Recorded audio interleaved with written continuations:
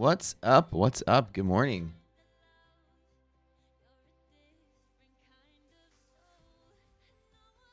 And it's been a killer week, a killer month. I mean, we've just been crushing it across the board. Today, being Thursday, the jobless claims this morning.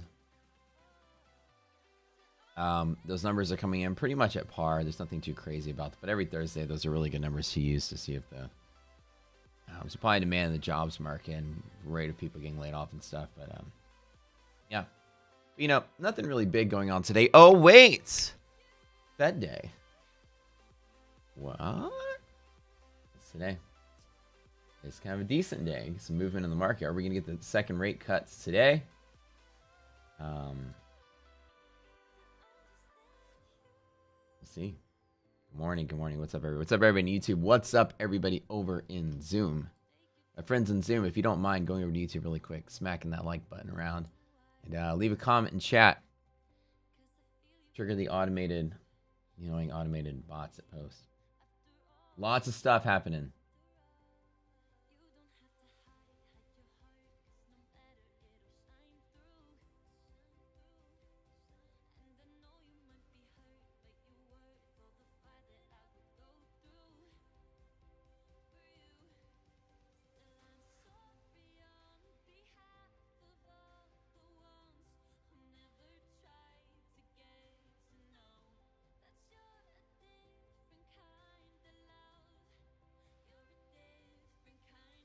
So now we're doing weekly giveaways.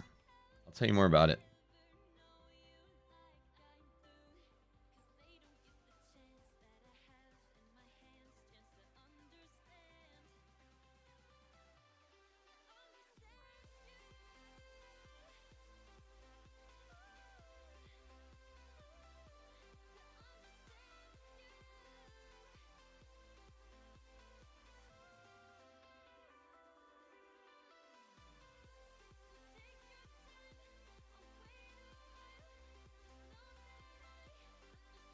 Dude, I've been crushing it this month. I'm not gonna lie. I've had a really good month.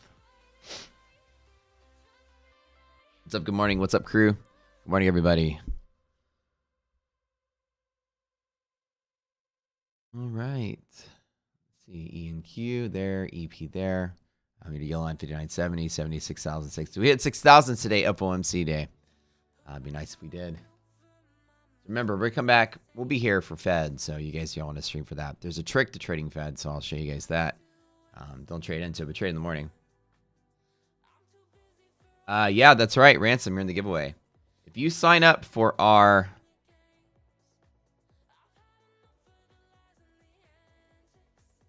If you sign up for our monthly package and go through our courses, like all that stuff available, platforms available, it's half price of the first month.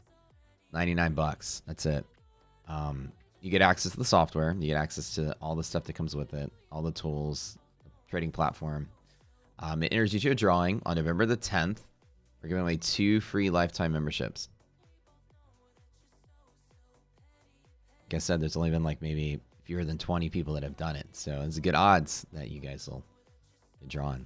It's very... We just announced the last minute. Normally, there would be hundreds of people.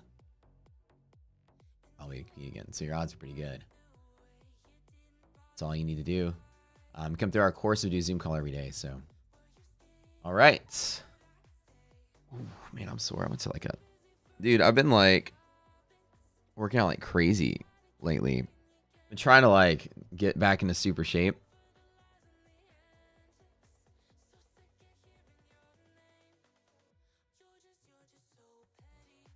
I'm freaking sore. Going long, Matt. You know it. All day long. All day long. So we're looking for dips inside of here to go there. Remember, we have FOMC today. No trading into FOMC.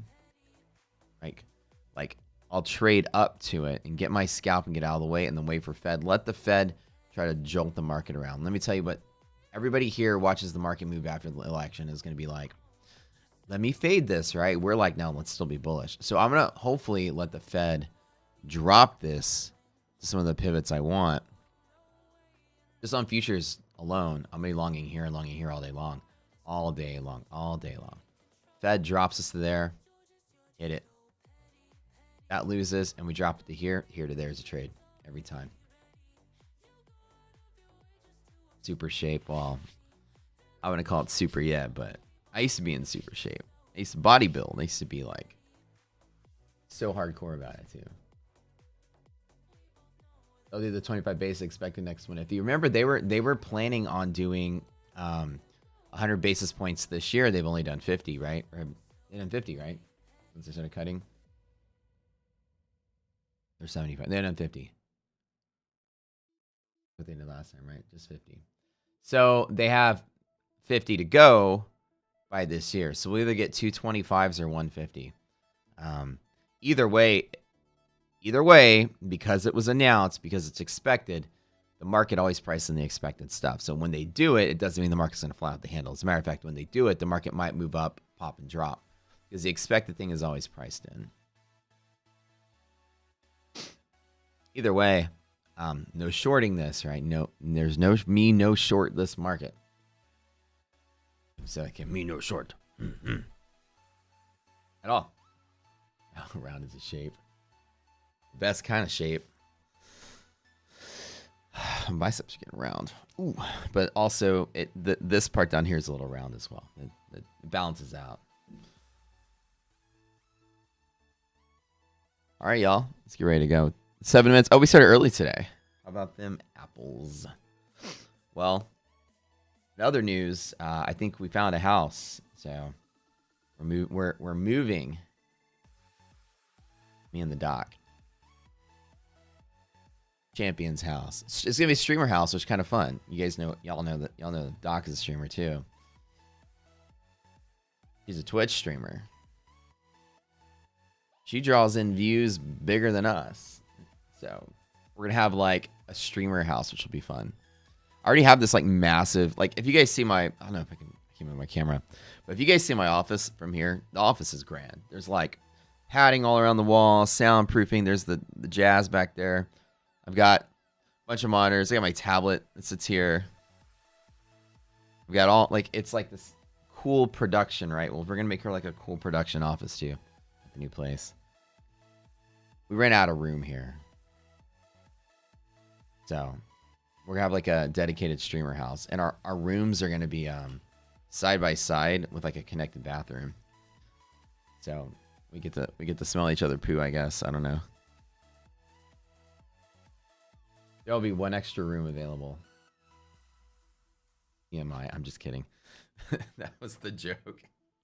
We were both streaming. I'm like, oh, that's cool. Connected bathroom. No, seriously. We were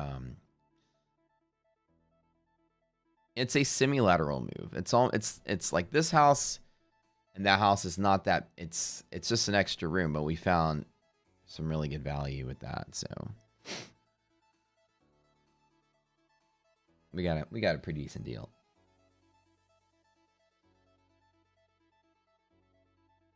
We came in just shy of $1 million, which is good. Right underneath.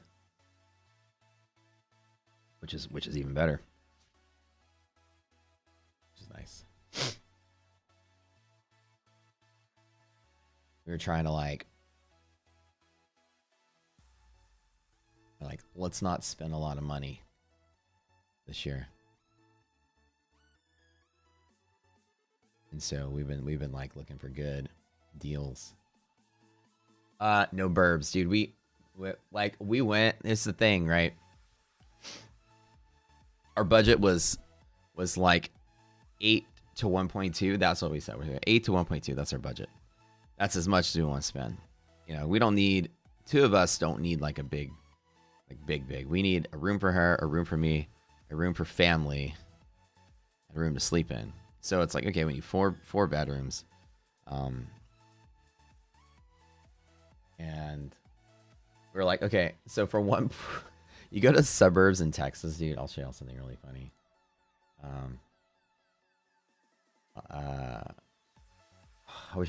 Maybe I'll see if she'll post them when she gets here. But in Texas, right, you spend $1 million in the suburbs in Texas.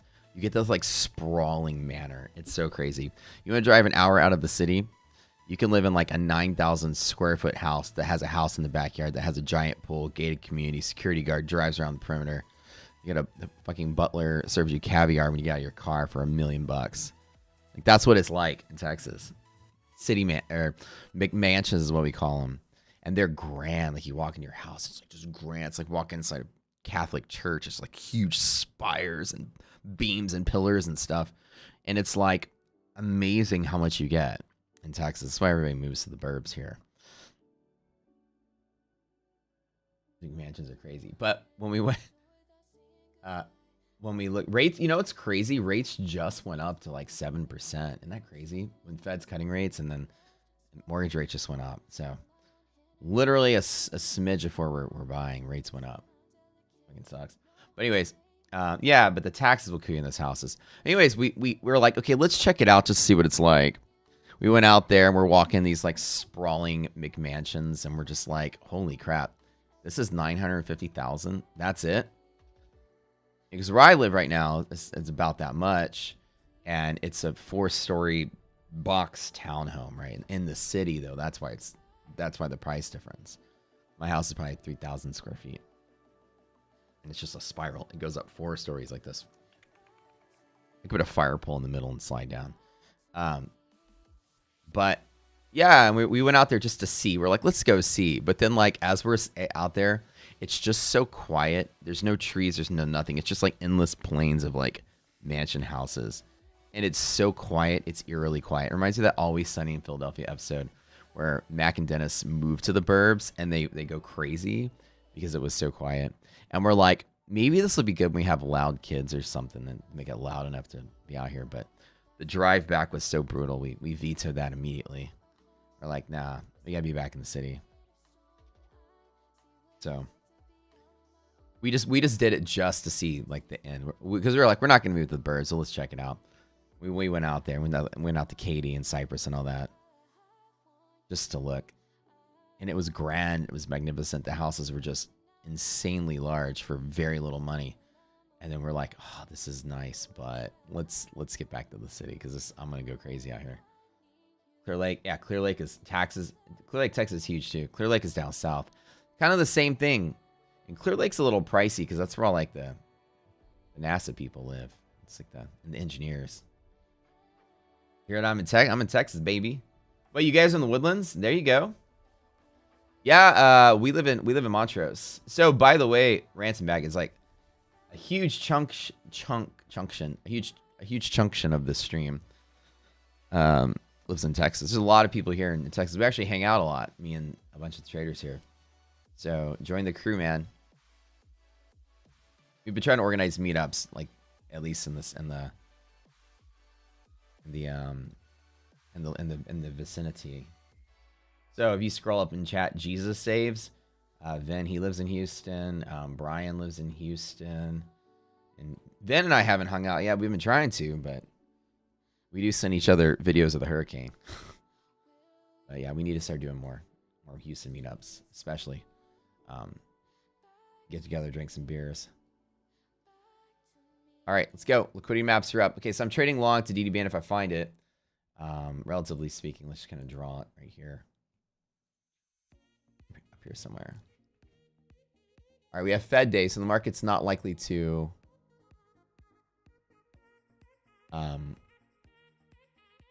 like essentially rally and keep rallying. The Fed's probably gonna cause some volatility, but I think that overall we rally for the month. So we'll see what we get.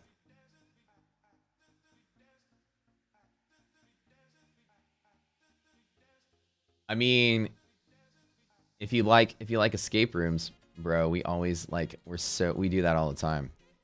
We get a group of people and we make them do escape rooms with us against their will. We hold them at gunpoint. So if you want to come with us,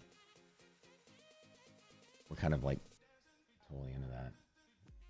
All right, oh shit, oh yeah, I love it. Okay, BLU, y'all know the drill. The liquidity map front and center. BLU resilience greater than 0. Resistance there. Any support here, break, go to the DD band, easy peasy. That's it. Long from here to there, and long from here to here. This is what we talked about yesterday in the class, where you have 3 different entries. 507, 505. This is 20 points apart, so these are 2 separate trades. 505 and 502 is 30 points apart. These are 2 separate trades. I'm not holding to draw down 50 points. Remember, so this is going to be trade 1, trade 2, trade 3. Even trade, I guess not, is also a support if you support the open. So supporting at the open with DD ratio greater than half is pretty good, but the resilience numbers are negative. So let's watch out for a moment. Resilience numbers are negative is going to likely draw this down. So remember, resilience is a leading indicator of what goes on in this box. But where'd stream go? Am I still streaming? Is it there? Oh, weird. It looked like it froze. All right. Let me show you guys a cheat sheet. I'm not going to long this one out the door. I'm going to let it try to dip. Remember, resilience is our leading indicator on the stock side. Doesn't mean I short it. The index can continue to creep up despite resilience. So let me show you the cheat sheet. Resilience is one of our main confluence indicators that allow us to call bullshit on the market. Resilience is a really cool thing. I'll give you guys the lesson while we're sitting here. Okay, so this is going to be a quickie little bull pump, and then a likely drop unless that res number goes greater than 0. Watch this. Watch this. All right. Keep in mind, you see a white box right here and a white box right here. It's the same thing. When this number is less than 0, it has the desire to fill the gap this way. The gap likes to fill. Let me tell you what resilience is. S&P is down and NASDAQ is up. So NASDAQ's going to pump this. SPY is likely to come down. So let's go ahead and do this. All right. So let me tell you what resilience actually is. All right. So SPY, you guys ready for a lesson? This is a quickie. SPY tracks the SPX, which is equal to the sum of the stocks. I'm going to put F for a function, okay? Some function of the stocks weighed out by market cap. Add all together equals SPX. SPY tracks the SPX, all right? And we do our liquidity maps in SPY. Now, SPY can trade on its own, but eventually they want to come back together, right? So if like nobody was trading anything and the robots were just trading, SPY and SPX would both travel like this, okay? Right? So SPY having its own independent supply and demand can go like this while the index is going up. And eventually, what do they want to do? Get back together, right? So resilience is designed as an arbitrage indicator. When arbitrage is stating that like one trade is leading another, there's an opportunity there. The FTX guy, the one that went to prison, made all his money off of arbitrage of a crypto. I think it was Ethereum or something. He bought a coin here, realizing that you can buy it cheaper here and sell it more expensive in Japan. That's called arbitrage. You buy stuff off of Temu, flip it and sell it more expensive on Amazon. The difference in value is arbitrage, right? Okay. That kind of trade is what we're explaining here. And what it looks like is that the S&P has gapped up. The open is higher than yesterday's close. When the S&P, what we found out is that the open and close is always really high volume. Therefore, it's a buffer of buyers and sellers. Okay, I'm just going to put buyer. So buyers and sellers. Buyers and sellers. So there's high volume pivoting at each of these edges right here. Now, if you were to take the sum of the stocks, and we're looking at the same thing with all the stocks, they all have these gaps, right? Let's just throw some of them in there. NVIDIA. Just quickly, we can see that NVIDIA has gapped up, open above close. So NVIDIA has gapped up and is a gap and go, right? And some banking stuff. JP Morgan has gapped down and is a gap and go, etc. Right? So we have all the things that are gapped, up, down, up, down. So what resilience actually is a cool little thing. Oops. It basically states we use the same kind of tracking mindset. Is that the S&P is gap and go, but the sum of the stocks are fill the gap and fade, then resilience will clue you into that. And what resilience is telling you is that the sum of the market cap of the S&P 500 companies are actually down here. The S&P is up here. One of two things is going to happen. Either the stocks are going to pick up a rally or the S&P is going to come down. And when those two things happen, this indicator will move. When this indicator is negative, And the S&P or SPY is overpriced relative to what the stocks are doing. It's the market cap flux through the open and close, through the gap. So in a nutshell, it's a gap fill predictor for the index. You guys watch the S&P gap up, the NASDAQ gap up. We have a gap fill predictor, which is now telling me the S&P wants to come down while the NASDAQ wants to go up. They're stretched. So we got two different ones. All it is this white number right here. So Rocket Scooter comes pre-equipped gap fill predictor. It's a very cool equation. It's very neat. Just like the DD ratio is a bull bounce predictor. That's pretty much what it is. DD ratio is a similar aggregate at these levels right here. So markets trickling up, trickling up, trickling up. With negative resilience, I'm not jumping in to buy despite what it's doing. Now, I also don't short this because I have a short pivot. But what I do is you can watch the magic happen. I just wait. And it's very likely that you'll see some kind of pressure to try to come down in here to fill the gap. Because S&P is now stretching higher. It doesn't mean it can't indefinitely trade higher. It can't. S&P can do its own thing and QQ can do its own thing. But in this mode, I tell myself it's very possible I can get a better dip to buy on. And then I'm the one waiting to get the longs right here while everyone else is jumping in the longs right here. You'll see that? That trick has saved my ass so many times. Now, I'd rather miss out on the next 10 or 20 points of move up than to get squeezed 30 points today on the S&P or like, 200 points on the NASDAQ.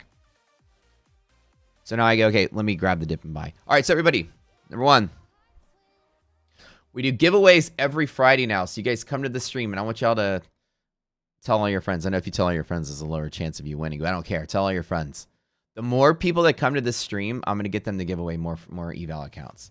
You know what they told me in ETF? They go, we're going to give you 3 eval accounts to give away every month. And I go, no, not good enough. Do more. And they go, what do you mean? I go, we need to do more. I said, I want everybody using y'all's service. Y'all are great. Let's do 3 a week. And I was like, let's do a giveaway every Friday. Every Friday, I'm going to give away 3. And I even said, could I do 10? And they go, let's start with 3. And I go, I'm going to get a lot of participation on this. And if I get it up, let's move to 10. So if we start getting like thousands of people concurrently watching the show in the morning, I'll give away 10, maybe 20. I'm gonna keep talking them up to give more. But I got them to approve 3 free evals a week. So we give away, I think they're 100K fast tracks or something, giving them away. The lucky winners will get a free eval. Sometimes I may give all 3 to one winner. Sometimes we'll give 5 to one winner, depending on how many get. But the stream gets bigger, I'll start giving away more stuff. So every Friday. What's up, y'all? What's up?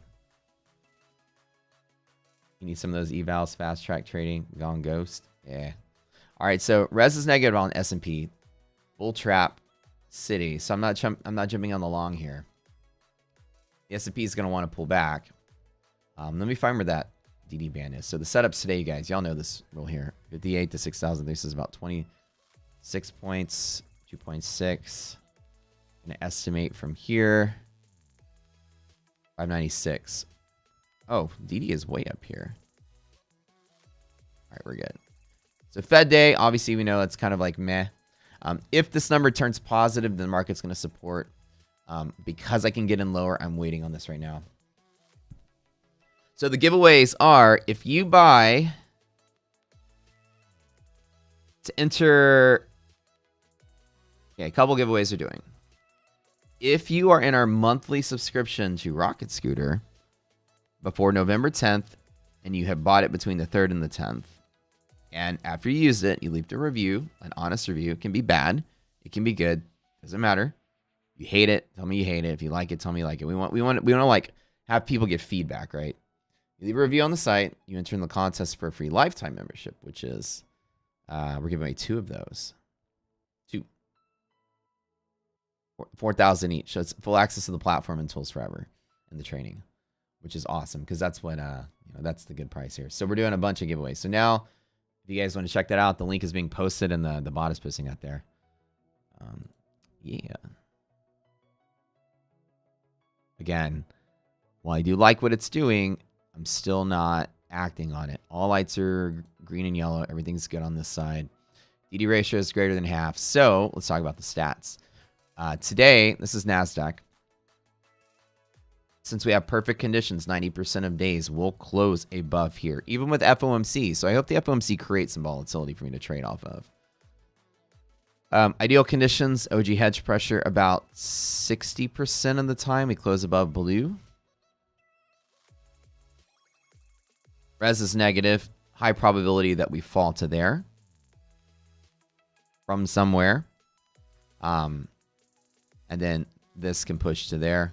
We have strong support, strong support, strong support. So I got all kind of trades waiting for me if we do pull back. And if it just trickles up from here and I miss out, I miss out. But my signals are pretty good to like not jump in on this here. FOMC's at 1 p.m. Yep. How do I get this indicator? Let me give you the information. So this is the, like by far, this indicator set that we have at Rocket Scooter is our bread and butter. Everybody here in this stream and in our Zoom call. So right now we have a Zoom call, if you guys didn't know. Membership gets access to the Zoom call. It's in real time. This trading stream is delayed by about 30 to 45 seconds. Our Zoom call has 220 people in it right now. So we currently have, what, 350 people watching the stream. Zoom call is a whole separate community in chat. I don't know if you guys can see it over here. You can see it on the stream. You know, this is our active client bases in here. So, you know, the Zoom call is kind of like where all the members are. Here's what you want, and let me show you how to get the indicator. And it works for any single thing out there. You can use it for anything with a stock, ETF, whatever. You can try it for a month with this link right here. That link right there. 50% off first month. Okay, so here's another giveaway we're doing. Every single... Here's another thing. Every single month, give or take, we're gonna do a giveaway like this. If you buy $250 worth of eval accounts from ETF, like you spend $250 with them after the discount, and you use our link, every month or less, we're gonna do a drawing for giveaway for lifetime as well. So if you buy a lot of ETF accounts, use our link because you'll always be entered in that drawing, no matter what. If you do it one time, you're entered forever. You go in the pot. And as the pot grows, we're going to always pull a name out. So you enter one time, you're entered forever. That's the cool thing about that. And every month or so, we'll give away free lifetime coaching, lifetime membership to our group if you buy ETF evals. So you spend $250 with them using our link. Our code gives you 50% off of all the stuff and like 65% off of fast tracks right now. So you buy enough of those, you'll enter it into a draw. So you only have to do it one time, and then your name is always there. So it may be like a year from now. You might have done it one time, and then a year from now, you get drawn for lifetime.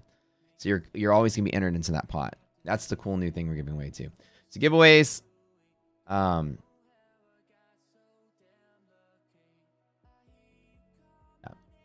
You can buy $250. That's the cool part.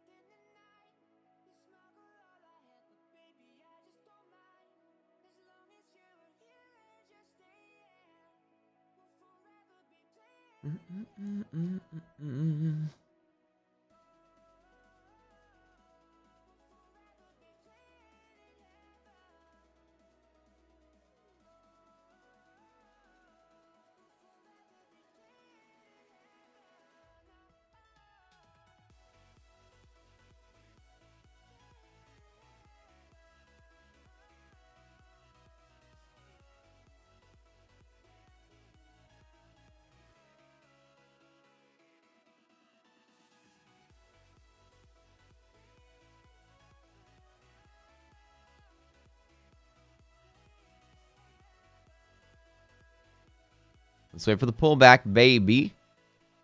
Yeah, I thought it'd be fun to give away stuff. Like, why not, right? I like free stuff. So yeah, the new house is nice actually. The new house that we're thinking about getting is nice. So we are under contract,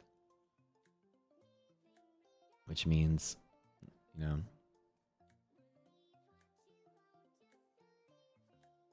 we're almost there.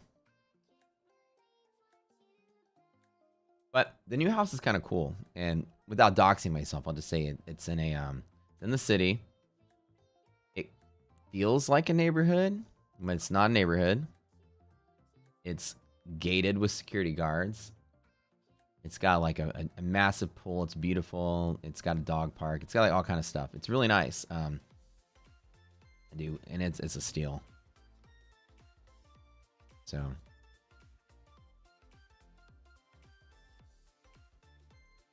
we're excited.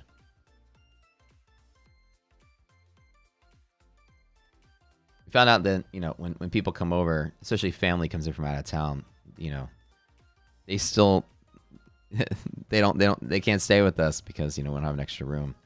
We have a streamer office here, streamer office up there, and a bedroom for us. That's it. So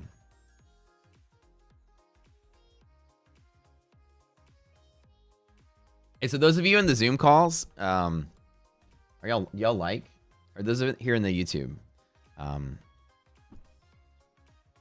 you've been doing the Zoom calls, who here has had, who here has gone through a couple of classes of the Zoom calls, especially newer folks? Are you guys liking it? Especially people that just signed up, enjoying the things. All right. Sorry, let me catch them on chat really quick. Brian says the Applebee's and Chili's you can handle. The joke never gets old. Let me tell you something funny.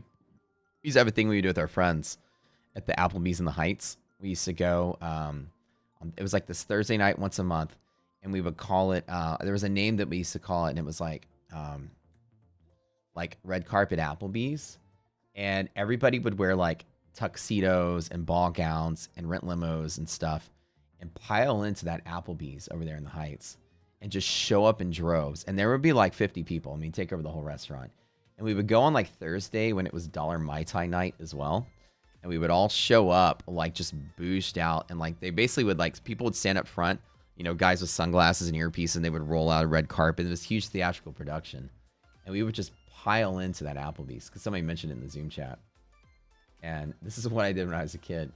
And they would go nuts. They loved it when we did it. And all the waiters would make a shit ton of money that night because normally, you know, you're going to make any money on $1 Mai Tai night, paying $1 for drinks. So, you know, it was a huge fun event we used to do out there. Which over by your house, Fran. So Hormel, yeah. So here in the Zoom call, it only shows the chart. Like, I don't do the theatrics of the stream in the Zoom call. The Zoom call is just so you guys can get, you know, it's like people like that better because you get the information. You just hear me talking. I don't put my camera right here for the Zoom call. I just let you guys see the chart. So it's basically like the Zoom call is an enhanced experience. Emilio got a new espresso machine. You finally upgraded from Keurig. Wait, what did you get? Dude, that's awesome, man. I love espresso in the morning. Pefco said, do long the HD balance if the res is positive? So, right, inside the middle, again, this is not trading advice. I can't tell you long, but inside the middle, the S&P is likely to catch a hook right here. So I know that I have long entries here, here, and here kind of all piled up.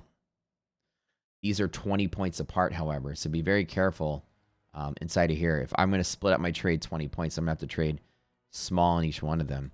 And then, of course, I'll stop right there, and then I'll long again for a second setup right there. Yep. Now, resilience is starting to repair itself, so it's likely trying to get better. Yeah. Christos, you enjoying everything? Cool. All right. Glad. Isaac, the activation fee for the first month on Elite Share Funding, or are you misunderstanding it? The activation fee is after you pass. So, basically, like, what you do, here's the trick. Let me teach you guys the tricks. When they have a sale like 60% or 80% or whatever, go out there and buy 20 of them. Like literally, when they had $20 fast tracks the other day, I spent like $500 and literally passed all 20 of them in a week's worth of time. That's it. And then you could just sit on them. And then when you want to one to go to funded, then go pay the whatever it is to activate it. Is there an activation fee? Is there, or they have a deal that there's no activation fee, you mean? There's usually an activation fee after you win. Yeah.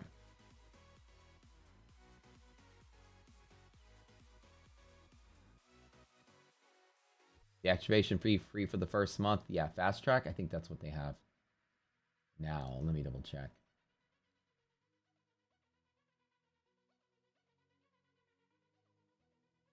So it's normally $80 to kick it over, but the sale is you get 1 month of Elite free for qualifiers. If you pass, it's free.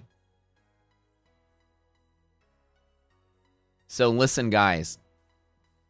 Go buy your 20 fast tracks now for dirt cheap, and then flip them to funded for free. Wait, hold on. It's $80 a month, but the first month is free, but then it's an activation fee as well. Sounds weird. Usually the activation fee it covers that first month. That's what they say on the site. Look. Okay, let me refresh this so it pops up the deal. Hold on.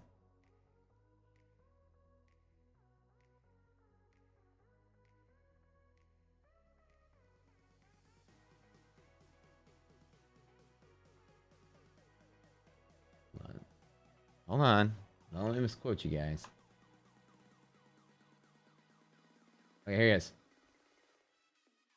65% off fast tracks, double reward points, blah, blah, blah. And then it says, I actually really never paid attention to this. 1 month of elite free qualifiers. Okay, let me... Is that elite or funded elite? This is where I'm confused now.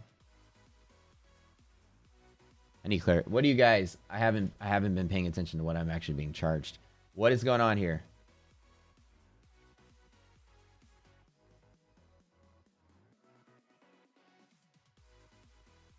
You can only have up to 3 activated fast tracks, right?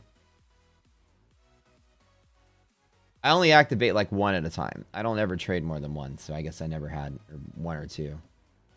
Fast tracks have an $8 a month fee, no activation fee. Ah, okay. The most profitable one-time higher fee or monthly for paid account. Gotcha. Okay, so don't buy 20 fast. No, you can still buy 20 fast tracks. Just you can't activate them. That's it. So when you pass them, just sit on them because they only cost you $20. That's the secret.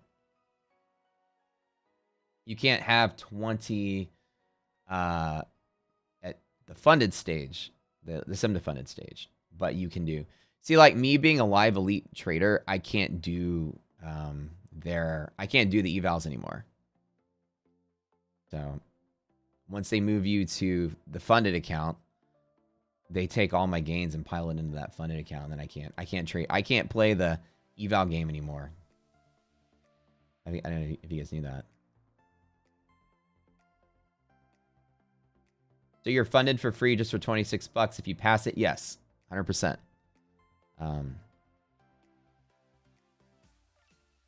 You can have 20 of all the accounts, but you just can't fund. Apparently, the rule is you can't fund more than 3.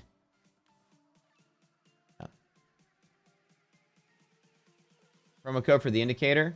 TN Morgan, if you click that link that I gave you, the code already shows up. So let me give it to you again.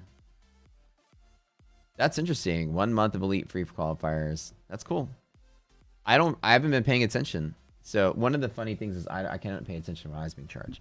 But for me, whenever you move to the funded elite, you can know they take all of your sim to funded account gains, and then they pile that into your funded account, and you can only do that. You actually are banned from trading the evals for 2 years. So essentially, I can't trade evals anymore with them for 2 years. Yeah. So as Little Blue is saying, you can have 20 funded accounts total, but only 3 of them can be fast tracks. So I do a mixture of fast tracks and statics. And then I usually, when I pass all 20 of them, did I say fast tracks earlier? I meant to say static. When I said I did 20, I did 20 statics, not fast tracks. And so I usually do the static. I teach a whole class on that. And then lately I did a few fast tracks as well. When some of the statics went bust, I decided to try those out. And I usually only put 1 to 2 of them to fund it. I let the other ones sit there at the $20 a month fee. And then when I need a funded account, I would just pay and flip it over. So you have a bunch of reserved ones that you have just in case because they were cheap. That's the strat I used to use. Okay, hold on. Let me give you guys the link here. For the Rocket Scooter tools.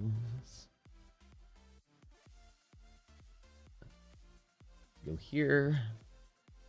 Here. So this, Tia and Morgan, this already has it baked in. That link I just posted. It gives you half price off the first month. Now again, I'm not jumping in on this even though I'm missing out on possible long. I'm going to let it pull back even if it takes all morning to get a better entry on this. So no activation fee, just $80 per month, but you can only have 3 fast tracks max. What amount did they move you to? So I can't disclose the amount, unfortunately. It's a mystery. So I can't withdraw some profits. I can. Being a funded elite trader, I can withdraw at any point in time with no limitations. So like I don't have, now that I made it to that level, I don't have any of the rules that they have in the sim to funded. I don't have to trade 10 days. I don't have trailing drawdown, none of that stuff. It's all gone away. I literally have a funded trading account that I get to trade with. The only thing I have is a daily loss limit, but it doesn't kick me out. It just stops my trading. So now I'm with the big boys. I don't have any rules. I can do anything I want. I can DCA. I can do anything. I just can't blow up the account. So I'm elite funded trader now. So I'm funded with real cash, but I can't tell you how much.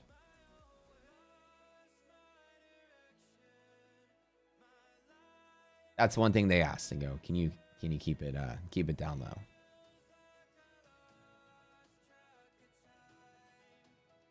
Okay.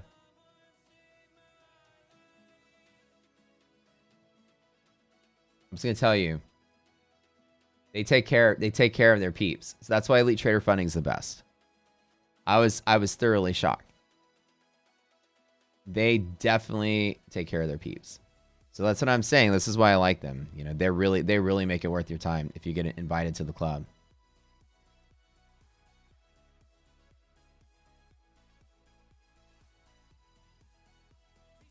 Dom says I don't pay for funded account. No, I'm in the elite account. So I'm in the higher level than just funded. So normally you have eval, right? You have eval, and then once you pass the eval, you have a funded account. They call it sim to funded. And then you trade the sim to funded and you get paid. After some time, you get a phone call and they go, congratulations, we're going to give you real money.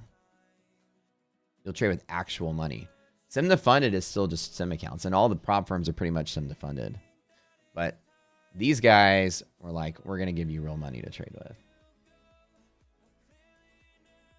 So I'm at that level. And at this level, I don't have any of these rules here, which is what you want to aspire to do. So all you have to do is, what you guys have to do to get to here is you go to those evals, you pass them, you go to the sim to funded, and you just crush it with awesome stats.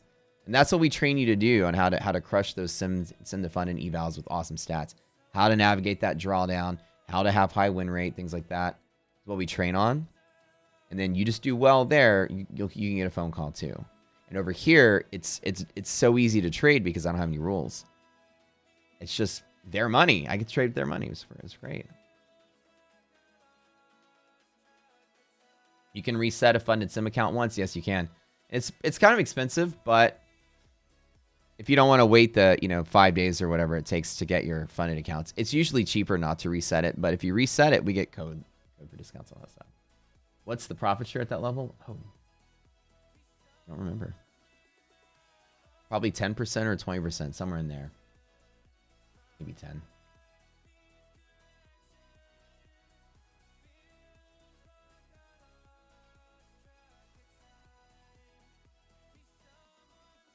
I think it's the same deal for 3, Isaac, but check it out, like when you go there and do it. Yeah, because I have a live elite account different from the sim funded account. So I read the rules, and it says when you get the invite to the live elite account, they start funding you with real money. You can't play the eval sim to funded game anymore because you're too good. You're too good of a trader. This is what it is. And I'll tell you guys the secret. Y'all want to know the secret?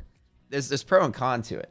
It's an honor, but it's also a risk thing as well. If you're too good of a trader, which let's just say, you know, and you're those sim to funded accounts, you're just smoking them all day long and you're getting big payouts. You watch all your gurus on YouTubes and stuff getting big payouts. You're not making the money from the stock market. You're making the money from them. So they move you to funded and keep you from trading those elite sim. They all do it. Once they move you to a funded account, the hundreds of thousands of dollars they give you the trade is much less than the payouts you're taking because you're taking their money, but when they put you into a real account, you're trading money and taking money from the stock market. You're no longer bleeding them dry, which is why they promote their best traders. It's kind of like, all right, this person's winning too much. Let's give them real money to trade so they stop winning these evals and sim to funded accounts. So it's simultaneously an honor and also a risk play. But they're just telling you you're too good and you win too much. So they promote you, and then in the bylaws, it's like a little ETF. You can't trade the sim to fundeds anymore for 2 years. You're banned. Okay, so here's the numbers. But it's great because there's some benefits to that. Now, while I can't go milk a lot of money from the sim to funded anymore for some big tasty payouts, those payouts are also taxed at 40% because it's 1099 stuff. However, trading a real live account, I'm back to the 60-40 rule and only being taxed at 20-something% of my gains. It's a real trading account, which is much better. And there's fewer rules, so it's easier to trade. So the pros and cons are basically there. But it's definitely where you want to aspire to be. You don't want to pay taxes on your gains as much as you do for 1099 wages from these sim to funded accounts. Uncle Sam takes a big chunk of your money. But yeah, the live elite is awesome. Love it. Okay, so so here's the numbers right here. The white resilience number is a predictor that attempts to predict the direction of the S&P and QQQ inside of this box. As you see, NASDAQ is positive, so res is greater than 0, pushes this way and also supports on the box this way. S&P is negative. S&P is most likely to pull back. So they're pushing and pulling, which is why I'm not trading right now. What the orange number is somebody who's asked, and I'll tell you what they are. The orange number, so white number is a tiebreaker at this dashed line. Easiest way to say it. Greater than 0, less than 0. It tells you where this wants to be. With NASDAQ positive, this is the winner. So NASDAQ wants to go up. Further bonus, if you're outside of the box, like you're trading above the open, it wants to support there. And here, if you're below the box, it wants to go there. So less than 0, greater than 0. So tiebreaker here. The same thing applies to the orange number, but it's a tiebreaker at the orange line you see right here, which today is way down here. So monthly hedge pressure, which is an options thing. We're really far away. It's not actionable. But if today, for some reason, we were trading down in here, it's a similar aggregate that says the majority of the market cap of stocks are supporting with monthly gamma exposure of market makers. That's what this actually is. It's a gamma exposure of just market makers. We sell options to the dealers of the stock. And so essentially, if QQQ is at its bounce point, 90% of the time under ideal conditions, you will close on the same side of orange as you open on. And ideal conditions require this number to be bullish, which this number greater than 0, call it MRES, is ideal conditions for this. And all these lights being green and this being positive is ideal conditions for this. So what it means is this is a 90% accuracy, 90% back test that today's price will close above here, 90%, because it's ideal. So QQQ, NASDAQ, boom, we're good. QQQ, resilience, wants to do that and that. Perfect. DD ratio is again a similar type of aggregate, which states that if this is ideal condition, 90% of days will close above here. So we have a bunch of good setups. So these are really high probability setups. So all I'm doing is going to wait for Fed to like pop it to here or pop it to there, and likely not to happen, but drop it to there. I've got some really solid entry points while the FOMC creates some volatility. We'll trade it right back up from this area. These are some really strong. If res is negative, so basically this number only applies to here. That's all you analyze it for. It's what it does inside of that box. Res has no effect on this. DD is your gauge for here. And this number is your tiebreaker of there.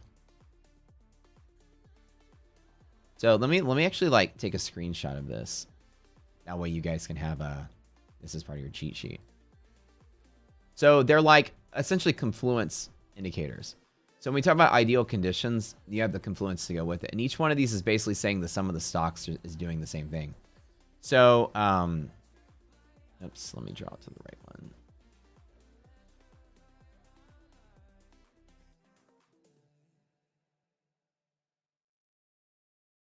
Because this is negative, I need to get a flush in the S&P to long from. Okay. Tiebreaker.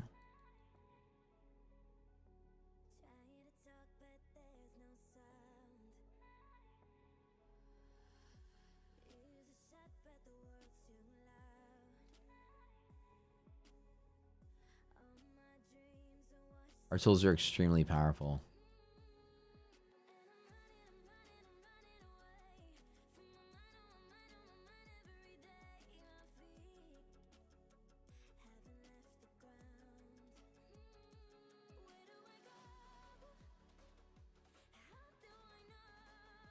You make it the same color too.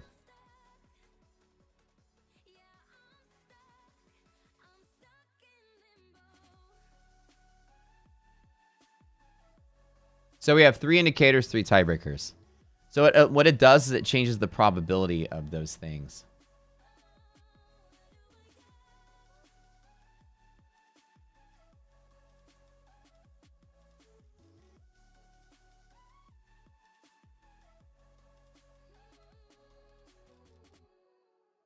There's an asterisk here. We still long at bull zone bottom. Despite that, we just long it with less. So it's more like the tiebreaker is strong with like a normal trade and a medium trade. Same thing here. Normal trade, medium trade. So in is like your norm. You still trade it. And you still, well, if it's less than 0, you're going to trade it. So the long side, for longs, you're always going to trade it no matter what. But either case, the classes cover this. And then res is here.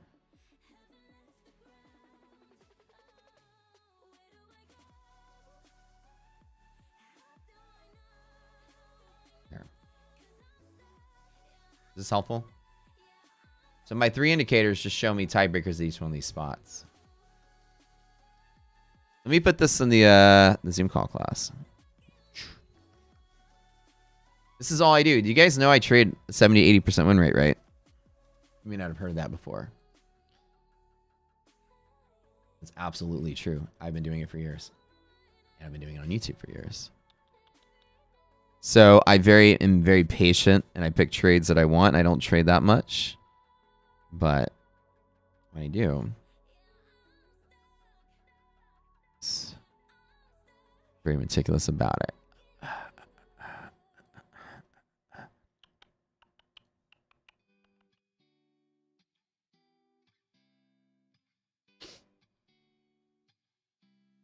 So basically, each one of these numbers is a tiebreaker. And they're all up here, so you can have them all in one place. Essentially, your 3 tiebreakers are here.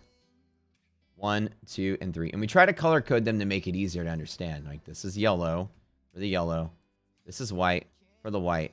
And this is green, but I've changed my bull zone the gray, but green is bull zone, red is bear zone, right? So that's why it's like that. So now let's watch S&P, right? So Nasdaq is moving higher. The S&P also moving higher. Again, I don't have that confluence I want. So it doesn't mean I short this. I might just miss out on the long. The one thing I don't want to be is in a long and have the market just flush me out. Because the flush point on negative res from here to here is 30 points, right? From here to here is 3 points, SPY 30 points. That's 59.50. Because that's possible, and I don't want to be in 30 points of drawdown, I sit out on the trade. Does everyone see how that works? YouTube folks? Y'all see that? SB, just watching my stream. You're so calm. No FOMO of any kind. Bro, that's it. That's how you know you've made it, dude, when you don't feel the need to trade, man. That's it. You're just patiently wait. You don't feel, I'm like, oh, I'm missing out on this, right? I'm not missing out on anything. It's crystal clear, right? And what if it pops 50 fucking points? I don't care. I made $9,600 yesterday trading 15, 20 points in S&P. You don't, Nasdaq made like 100 points. That's it. You get those trades every day. So I don't ever see like, oh, it's moving up, I'm going to miss out. I never feel that way. And I tell people that's how I knew that I had made it as a trader. That was like the night and day difference, that I completely knew that I was on the right path. When I saw the market moving and it didn't like trick me into doing anything. Like, that's the best part. Market's moving, you're like, oh my God, I'm going to miss out. How do I get in on this? Okay, let me just get in because it's probably going up. And I realized that was when I was a newbie as a trader. Right now, I've got control. Here's how I'm 3 steps ahead, like a chess player. I'm not thinking about how much opportunity I'm going to miss. If it goes up there and I miss out, I don't ever feel any kind of way. I'm never like, God, I missed out on this. Oh, shit. I could have made all this money. That's the newbie mindset. I look at this and say, it's very possible that this goes to here. And that risk is 30 points. Okay. It's very possible that this goes to here. That reward is 20 points. Not worth it. If I miss out and it goes long, guess what?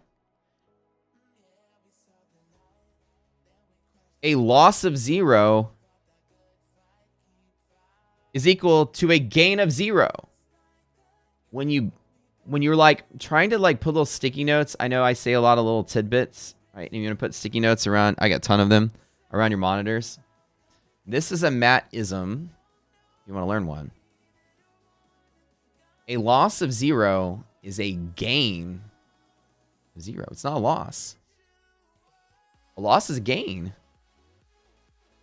You made $0 and you chose to make $0. This is like, you think of it like that. Sitting out is not just I'm bored, I want to trade. It is a masterfully crafted plan, and it is a trade. I am currently in a trade right now. A trade of 0.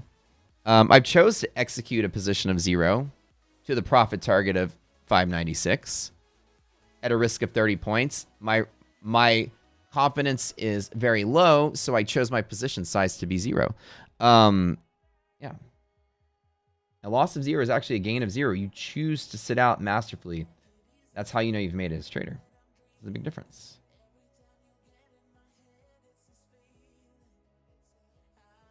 Remember, it's profitability mindset. There's no profitability in a risk and reward setup like that. So when I don't have the confidence, the confluence, then I lower my position size, and I can lower it all the way down to 0.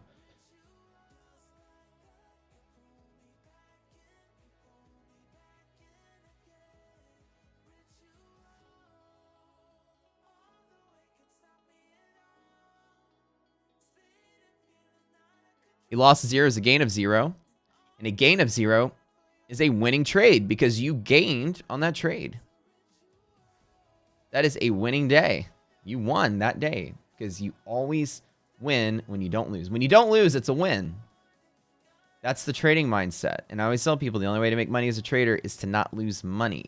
So if you choose to lose no money, you actually chose to gain 0. You chose to win. That's it. That's the stat you have to think about. So masterfully sitting out is really when you feel like you've made it. When you look at the market and you go, not for me. Don't feel FOMO. I don't feel like I'm missing out anything. As a matter of fact, here's some red candles coming through. And even though the risk is high, it's going to go there. I don't feel like I miss out on anything if it keeps going up.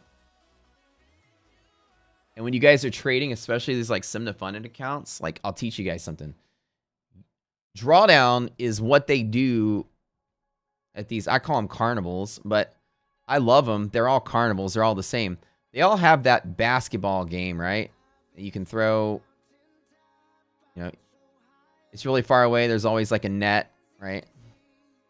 There's always like, here's the thing. And over here, there's like these big ass teddy bear prizes just like hanging there. And it's like, yeah, if you make the basket, you get the like 6 foot tall, embarrassingly large teddy bear. There's usually a guy here with like, you know, a mustache like that. And then like, you know, a top hat. Try the thing. And you're like, yeah, I got the basketball. The thing is that this is misleading. This it's actually like 14 feet tall. The ball's slightly bigger. Everything's like slightly dented a little bit to lower your odds of winning. If you were to like look at that basketball rim from the top, you'll see that they hammered it in a little bit. It's like an inch shorter on both sides, so that the ball like barely fits in. Right? So these funding programs are designed like a casino, to where the edge is kind of taken away from you. You have a lot of things you have to fight just to make money. Drawdown limits, daily loss limits. They're not things that you experience as a real trader. Your unfunded account. They do that to make it harder to pass. So drawdown is the bent rim at the carnival, okay? And so what you don't want to do is be in a place where you can experience drawdown. If you get a whiff of possible drawdown, which is here, there's a whiff, I could bust all of my eval accounts taking this tiny little risk because the drawdown potential is there. I'm very bullish this market, but I don't want to take 30 points of drawdown. Therefore, I see today that the risk is too high for those funded accounts. If I was trading them, really take it. So when you can identify drawdown, that's like the next level of mastery. Kind of the way that we trade, we actually further train you on how to get, how to play that game. And somebody said, where are the Zoom calls? Hold on. Hold up. Who asked that? Is there ever only a DD number at the top of the screen for the S&P? Yeah, there's only one for the S&P. We thought about making one for NASDAQ, but the S&P's DD number yanks the NASDAQ around. So the S&P pulls the NASDAQ. We figured it's easier just to have one. Is ECA allowed an eval account but non-sim to funded? Correct. Yeah, in the eval account, dude, just DCA them all day long. Like, just for $1,000, you can brute force winning 20 eval accounts, just DCAing them.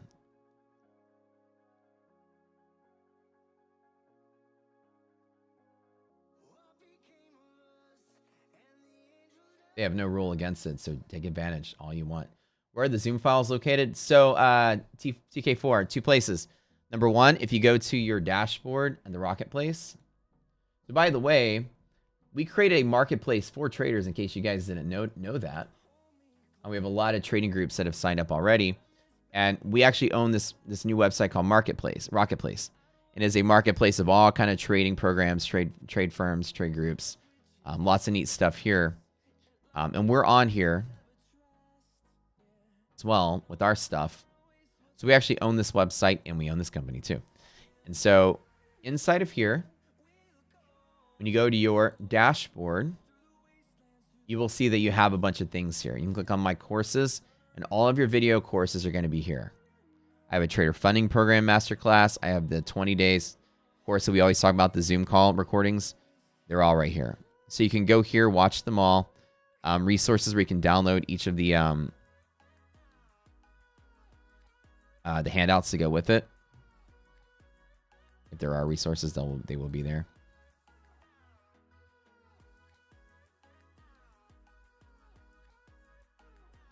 Etc., etc. Or you go to the Zoom channel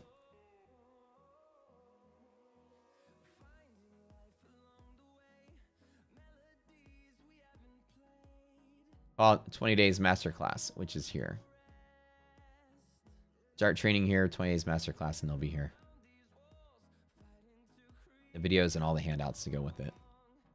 And we're like making like amped up digital versions of those.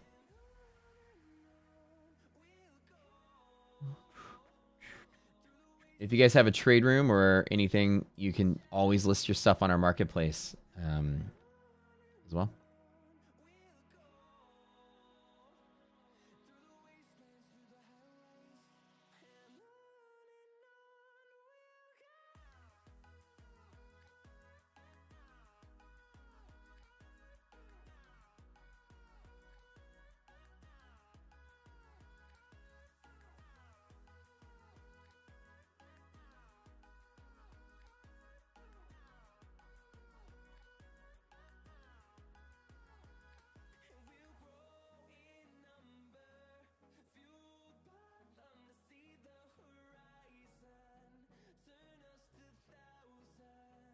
The mustache is key at the carnival. Oh, yeah. All right, guys.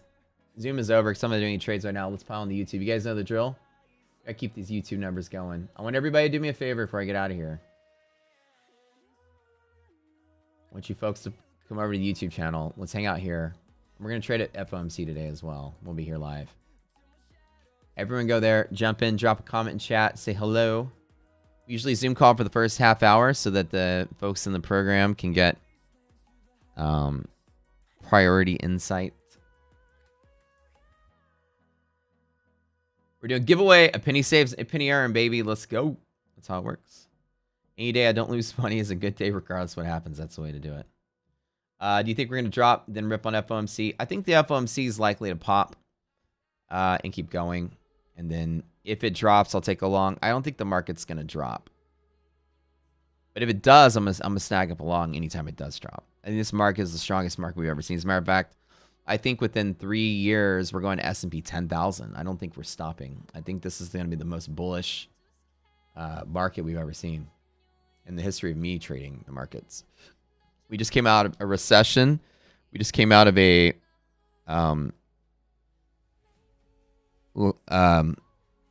liquidity wipe. Market cap got blasted away after COVID. So when you have that happen, I call like the market like resets. The market's already reset like a crash, and then the market had a recession for a year.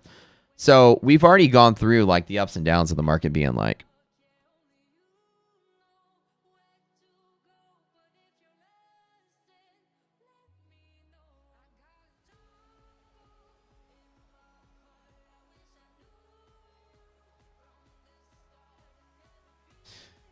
I don't see that the market has any room to come down. And all the data points are coming in looking good. We're stimulating the economy. We had the soft landing. We made it out. Inflation's down. Unemployment's average. And we're not getting worse there. Wages are coming down. Lending is becoming more available. Now, mortgage rates just went up. Weird. Like, fucking month I'm going to buy a house. But whatever. But we'll just refi. But yeah, so we're about to enter a great economy. Trump is now president. Trump tends to stimulate the American economy historically and stimulate the stock market historically, which is good for the market. Oh, yeah. Isaac, what's my typical stop loss and risk and reward? Oh, there you go. I will tell you. In our Zoom calls, we always train on this this philosophy.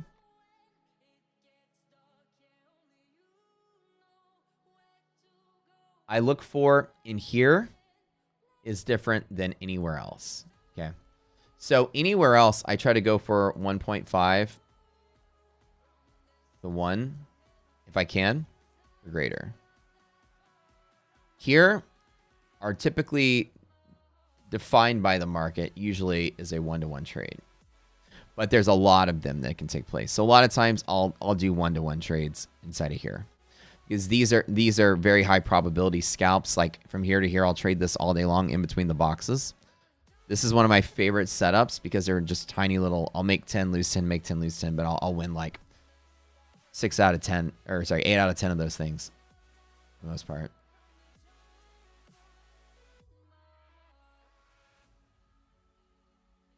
Am I concerned with the rise in interest rates on bonds still in September? No.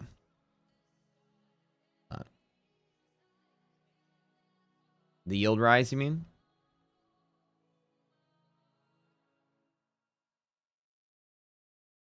Is that what you're saying?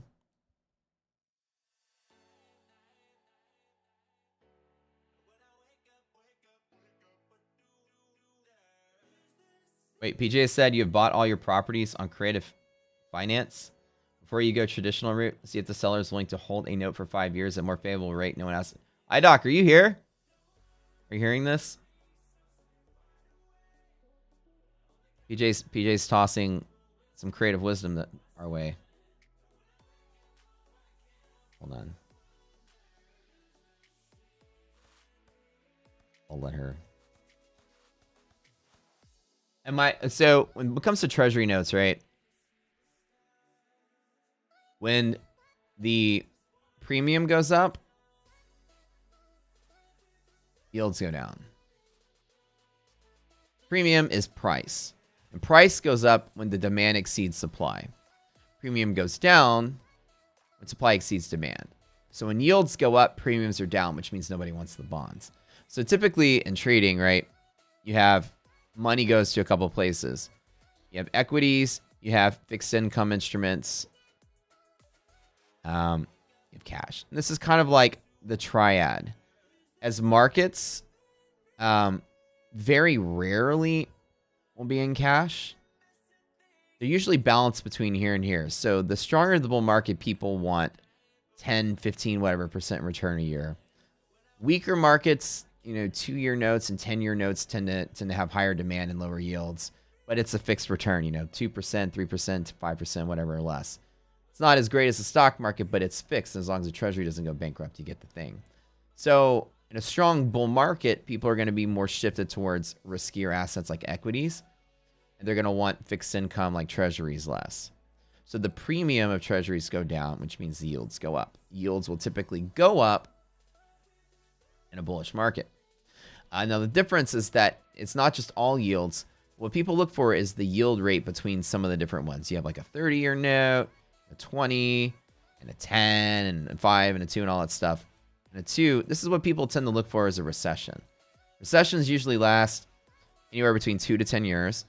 That's why these are important. When you start to see the yields shift to where like there's a, like if you are warding off a recession, you're going to very heavily go into this one right here. You know what? Let's just get fixed income for 10 years. If you're trying to ward off a market crash, you're going to dive into this more so than these two. You don't really need to ward off risk for 20, 30 years, but you do want to ward off risk for like a short-term debt cycle or a correction. So a lot of times what people look for is the relationship between the 10 and the 2-year.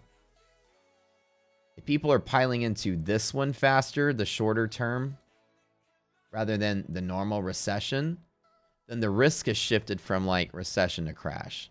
So when the premiums of 2 go up relative to 10, i.e. the yields of 10 go up relative to 2, you start to see risk is being shifted rapidly to a very short-term maturity yield with a slightly higher payout because of the term is different. But that's what the gauge is that people use to determine if a recession's coming. We call 10-year, 2-year yield curve. So it's not just that the yields are going up or down in general. What you want is relative, the time frames is what's important to make you see like fear in the market. How to make this bigger. All right, so this is the 10-year yield minus the 2-year yield. So if the 10-year yield and the 2-year yield is greater than 0, and the 10-year pays out more than the 2-year, it means the 2-year is in higher demand. The yields are lower when the demand is higher. So when people are flooding into the shorter term maturity rather than the longer term maturity, this graph is greater than 0. And every recession in stock market we've had has started off with that being greater than 0. Here's 1987. Here's 2000. Here's 2008, etc. Here's the lead up into COVID. Do y'all see that?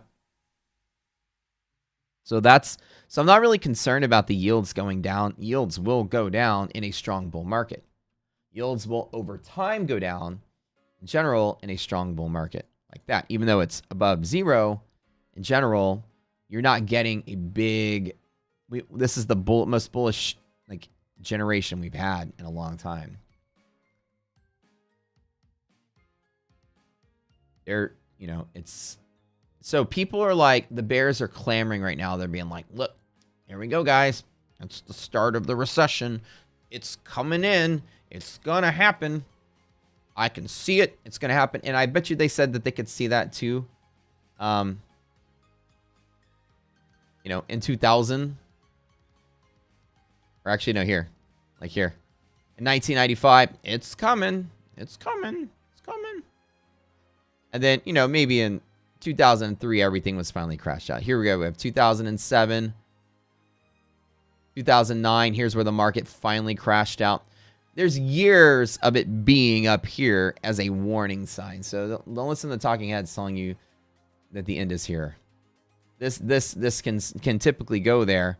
And at some point here, yes, the market will have a big correction. And it could be years from now. That's the way I see it. Yeah, this is the start of a, okay, But, like, since the 80s, you don't really see it below 0 anyways. So that's kind of the thing. It's just when it's abnormally high, start to get worried. When the difference is 1 or greater, that's when I start to get worried. Here. So my rule of thumb, if you want Matt's rule of thumb, 10-year maturity minus 2-year greater than 1. Forget that it's above 0. Forget whatever. It's always above 0. Bears are stupid. Don't listen to them. When it's like above 1 and growing, the market is starting to lose stability. So that's what you really want to see. Not that the 2-year is slightly outpacing the 10-year. It's lame. It's dumb. So I'm not all worried. Strong bull market will have this exact setup. Yields will be absolutely going through the roof because nobody wants fixed income. Everybody's gung-ho rally on stock market, baby. Oh, yeah.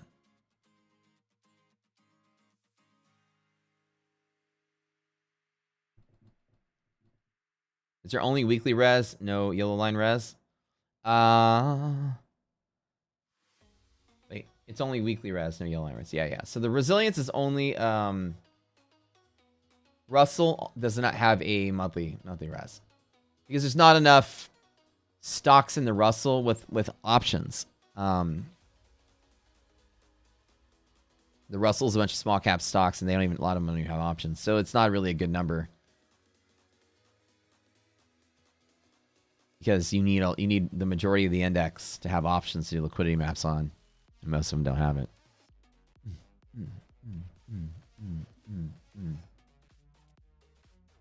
So we got Black Friday going on, you guys. So here's what we got. Ready? These are our deals. I'm gonna let you know what's going on. Number 1, lifetime is $1,500 off. Number 2, monthly is, so that becomes $2,500 for the platform in the lifetime of all the tools we make for it, forever. Zoom calls, access to full everything that we do. For real. No, this is like lifetime.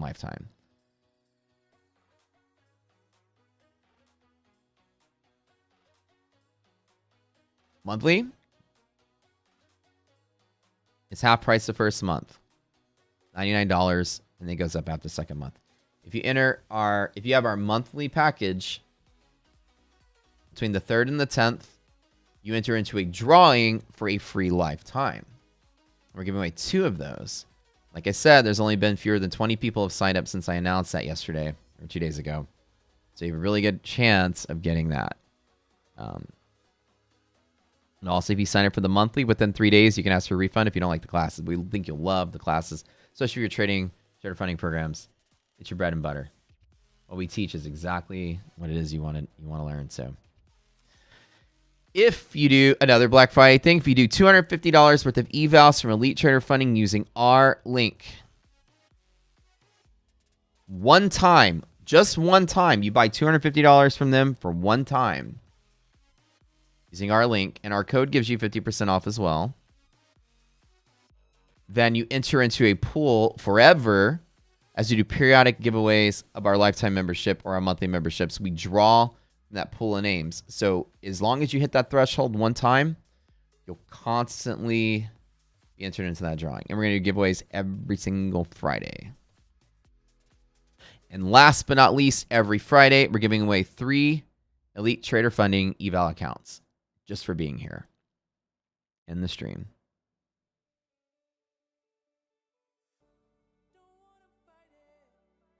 My thoughts on FOMC. We're probably going to get an interest rate cut of 25 basis points this month and one for next month. I think the FOMC is likely to be expected, so I don't think that the market's going to react to that.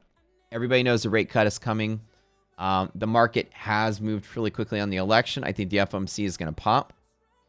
Maybe attempt to drop, but still stay strong. I don't think this market's coming down at all.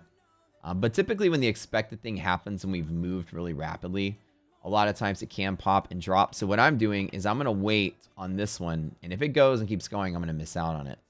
But if it does pop and then drop to some of my key levels, I'm going to long it right back up. Do I consider to add foreign indices like the DAX 40 and stuff? I would if the DAX and other foreign indices had options. If I could buy options data feeds for European markets, the DAX is one of the best. By the way, if you guys are trading globally as a futures trader, the DAX is one of the key indicators you must always follow. The DAX is the German version of the Dow 30. It used to be the DAX 30 and now it's the DAX 40, but it is basically the benchmark index for all of Europe, even though it's just German companies. So like the way we look at the S&P here, this is the way they look at the DAX there. And the thing with Europe is that European markets close when our markets are just now opening. So like European closes like within like 2 hours from now. So here you got that DAX moving, and then you have that S&P moving and NASDAQ. And we're highly overlapping here. European close very highly correlates with US Open. And US overnight after midnight, whenever DAX opens, usually like 2 or 3 Eastern, depending on which daylight savings you're in. Our overnight futures tend to move because European markets have opened. And the same thing goes with Asian markets. Japan and China open at 8 and 9:30 respectively, my time, or Eastern time. Yeah, so the DAX closes at 11 today. Or sorry, 11:30 today. So DAX closes on the 30.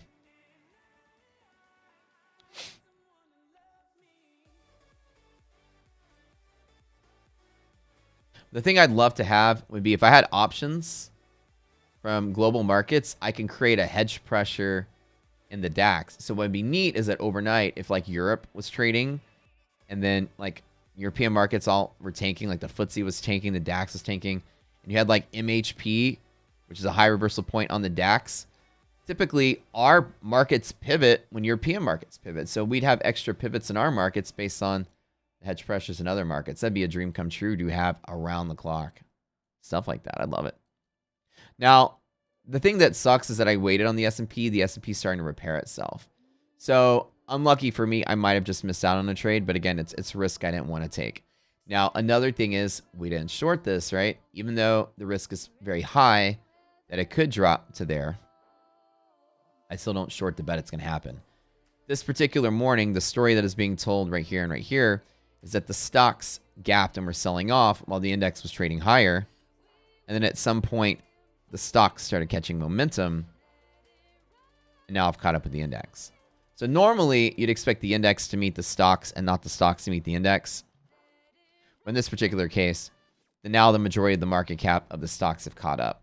So while it was a risky long to be in, I certainly don't ever short it to bet that that happens. I don't ever bet that the market becomes bearish for any reason. It'll either be bearish with obvious signs or whatever. But I didn't take the long because the drawdown potential was high. Showing interest, baby. Yeah, you've been calling it all morning, dude. 59.75. I think by the end of the day, today, I mean, we're continuing to go up. There's no fading this market. It's good. It's good setups, baby. So good.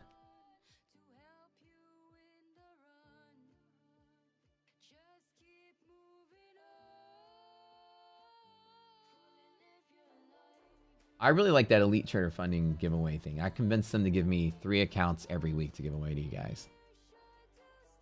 That makes me happy. Instead of 3 a month, I was like, no, I wanted to give away every week. Every Friday.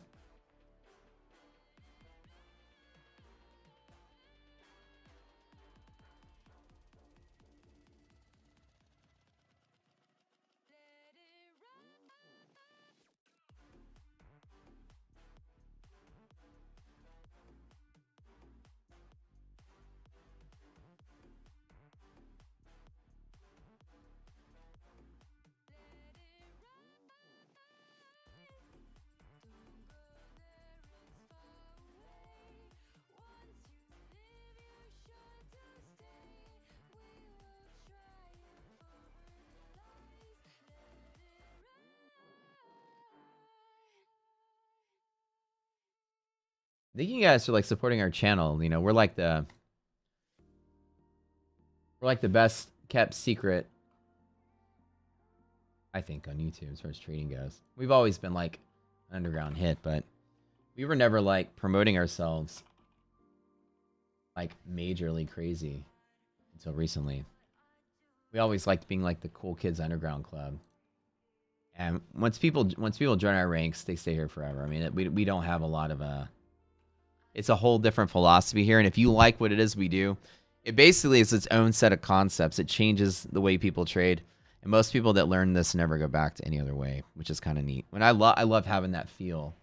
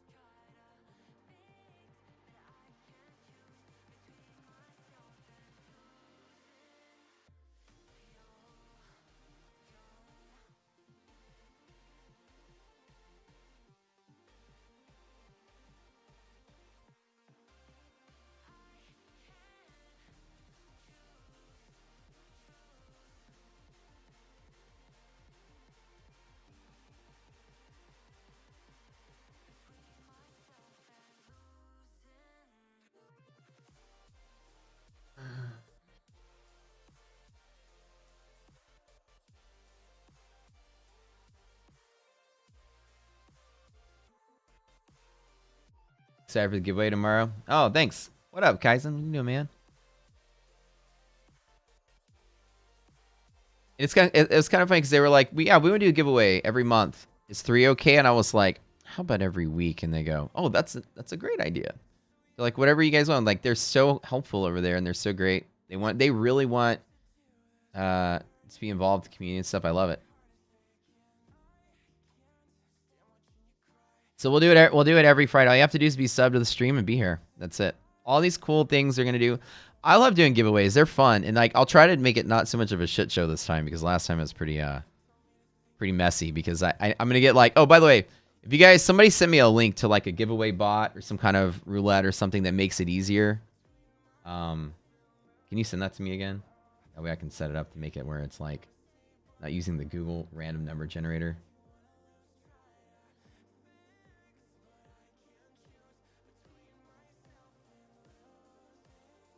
You went long, but risk because fast track trading looking like a rug pull and only have top step combine now and ETF eval. Michael went long. Wait, what do you mean just rug pulled? What happened? What are you trading? Marie says having the edge with Rock Scooter is life-changing. Well, it is life-changing, and I'll explain to you why. It's because we're the first people in retail that have quantified risk management to a easy-to-follow formula. Nobody out there has ever handed you risk management bundled up. People just hand you indicators and say good luck. This indicator did this, you should buy. Okay. This indicator does this, you should sell. This indicator does this, you should do that. It's none of that tells you, hey, bet small. Hey, bet big. Hey, get out of the way. So like we're the very first group to quantify risk management into rules and create indicators that are based on statistical backtesting, right? So it is life-changing because the only difference in winning and losing trading is risk management. Betting management, position size management, drawdown management, and overall risk management in general. And so there's 0 people out there focused on that. At minimum, I've seen some of the best trade rooms have very moderate or simplistic risk style, which is like, here's our stop, here's our R&R. We look for 5-to-1 trades, and that's it. Set your stop loss 1 point lower. That's not risk management. That's not going to make you a winning trader either. Setting your stop at the right place. It's the size of the position. It's knowing the bigger, higher confidence, the bigger the bet. And so if I know I have something that's 90% and something that's 60%, the 90% is going to get a bigger bet than the 60. And so when you are able to manage the size of your position based on your confidence, that's the difference between winning a trade and winning money and losing money.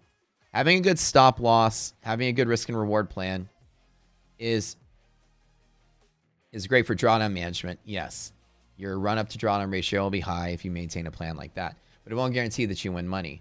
The fact is, if you only isolate yourself to take only like 90% trades, then you can get a high win rate. So high win rate comes from picking high probability setups, right? High profitability comes from how big you bet based on your confidence of that position. If the 90% chance that we bounce above there is great, how much do I think it's going to go versus the stop loss I take? That is my run up to drawdown ratio. That's how much drawdown I take for the run up I want to get.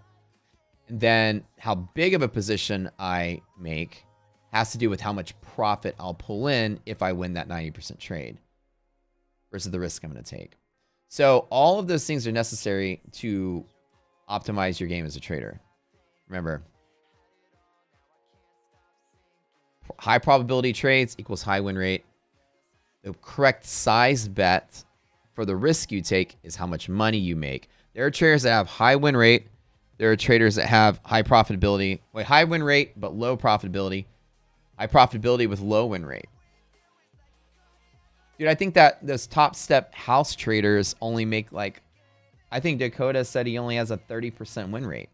You don't need a 90% win rate to be a profitable trader. You just need to bet correctly. So it's like, it's good to have both, but you don't need to be like a masterful high win rate to be a profitable trader. They don't correlate. They're two separate skill sets. You want to master both of them, but yeah. Let me repeat the rules.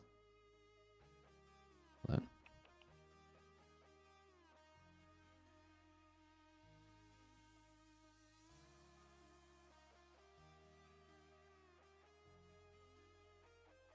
Okay, rules are again. High probability bounce points. 60% of the time we close above blue. 90% of the time we close above. Sorry, 60% of the time we close above blue. 90% of the time we close above bull zone under these conditions. So higher probability setup equals higher win rate. That's number one. If you focus on just high probability setups, you will win more trades than lower probability setups. Number two, your reward to risk ratio is the managing of your drawdown. How much you run up versus how much you draw down. You want that to obviously be high. You want to have, mine in the last October competition was 5-to-1, which is spectacular. I got really lucky, but I had some really good behavior. I traded well. you don't want to go up 1 and down 2. You go to 0. So rule number 3, the profitability is how much you rake in on those high probability setups is how big you bet. So a lower probability setup, higher probability setup, my confidence in how far it goes and how often it goes and the confluence that goes with that dictates how big or small I trade despite the probability. Okay. And that's profitability. That's how much money you make despite your win rate. You want all of those to be good, but you don't need all of them to be good to make money. Profitability is the most important part. Now let me teach you something here. 88% of days in our back test will close inside of these green bands. 4% of days will close on the top side. 8% will close on the downside. When you break to a bull zone or bull side of this, even though 88% of days pull back into here, it's high probability to bet that it comes in here. Because I don't know how high it can go before it tucks in, I don't short this because I can take an intense amount of drawdown, ultimately because I'm right. And even to follow this 88% rule, it can do this and then this. And close right there. What if I shorted right there? Or I shorted right here? Right? I don't want to take an intense amount of drawdown before I'm ultimately right. So even though this is a high probability it closes in here, I never bet from up here that it closes in there. Because I don't bet against bull markets. If this number is bullish, I don't bet against a bull market. I never short outside of these bands. And down here, and it's different on this side because markets are always favorably bullish. I never bet against a bull market. I only bet against a bull market when all signs are bearish. So when the market dips below here, I also never short. But because it's 88% and the market's always favor bull side, I always find a long back in here if I can get a pivot to long off of. So the difference between here and here is I never short back to there, but I always long back to there. So outside the bands, I'm never shorting this market. That's one of my tricks. So interestingly enough, you would say, well, it's only 4% of days. 88% of days will close back in here. But because the drawdown could particularly be 50, hundreds of points before I'm ultimately right 88% of the time, I don't want to maintain drawdown of that magnitude because I never fight a bull market. So when you balance all of that out, my confidence is high that we come here, but the reward to risk is undefined. The risk of how much drawdown I take, I have no idea. Unless I got a solid pivot out here, which usually I don't know the risk. I also don't know the reward because I don't know how high it's going to go and where it's going to end up. 88% could be here, could be here. Anywhere inside of their quality. Reward can be massive, the reward can be nothing. So because I don't have risk and reward, my confidence is low. Because my confidence is low, my bet is low. Higher confidence, bigger bet.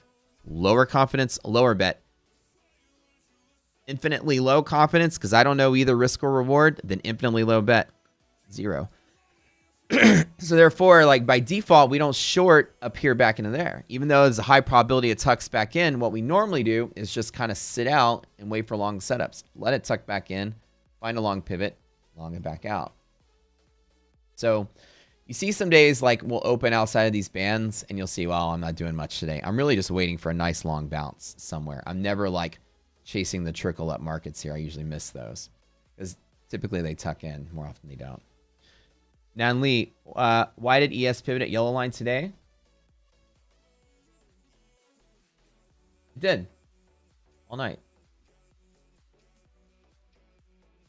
It doesn't, yellow line doesn't mean it has to sell off, but it tries to. You'll always see resistance pressure from here. But as the equities market opened up, it broke through and kept going. So as markets are continuing to go up, this is just your first run profit target on the election. The election was taking us to 59.70 and we were there. And then today when we open up, we're supporting above it. We don't use these as short pivots. We don't ever short off of those. We just know that when you're longing up into it, let it clean break and support on the other side before you take a long. I don't long up into it because it can pull back. I tell myself below it, we can get some pullback, and I'm still looking for longs. I'm always looking for these things to break. What was my win rate the last competition? Oh, let me pull it up. Let me show you guys the stats. By the way, this is why you should come here every day. The only trader on YouTube will show you my historic stats of all my trading. You guys can see my actual stats. Let me open it up in a. How do I open this up? Here it is. Like, I actually show all my trading stats. I don't just show you like a snapshot of my green days and be like, look how much money I made. I actually show stats. I do this. I'm notorious for doing this. This is the P&L curve. My run up to drawdown was roughly 5-1. So up 5, down 1. Up 5, down 1. Up 5, down 1. My profitability was 80%.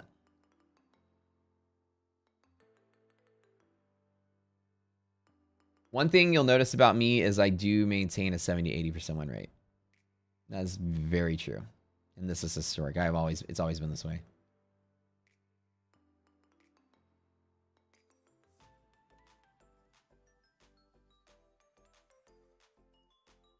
Lala Ahmed just spilled coffee on their keyboard.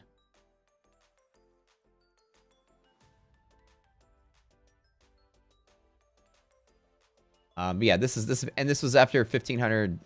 This is 1,500 trades.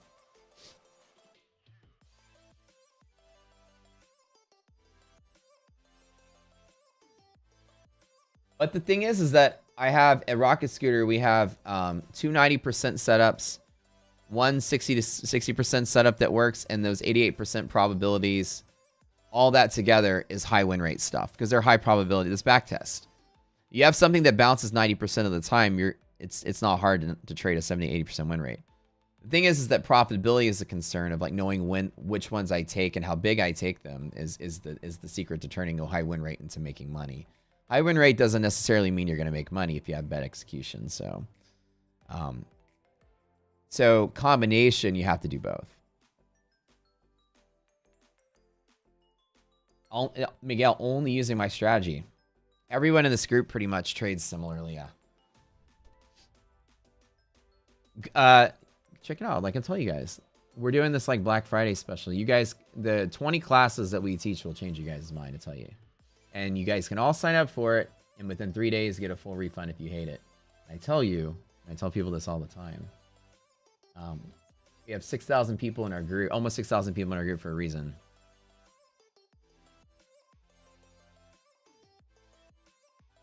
Bro didn't analyze graphic, but the comment, LOL.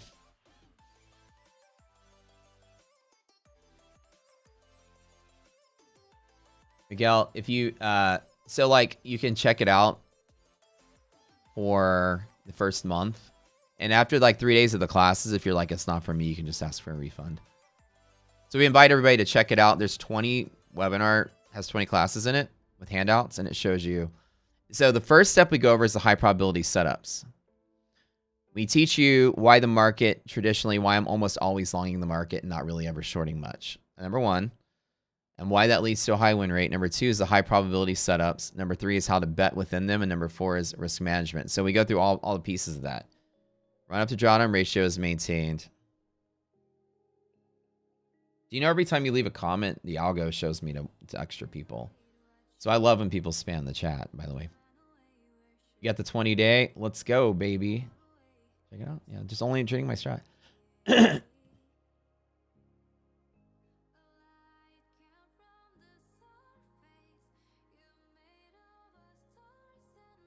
In today's configuration, if QQQ rebound on hedge pressure while white res is negative, you still take a long trade. Yeah, I always long, even if res is negative, I will long if the option is there. Yeah.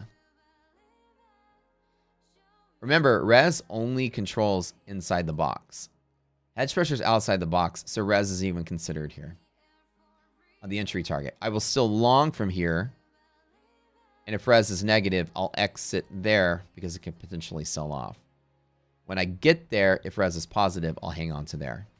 So essentially, from this trade, longing from here, resilience is going to dictate which exit target I choose. Yeah.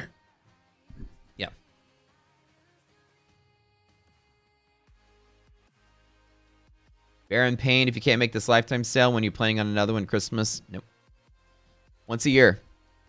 That's all we do. once a year.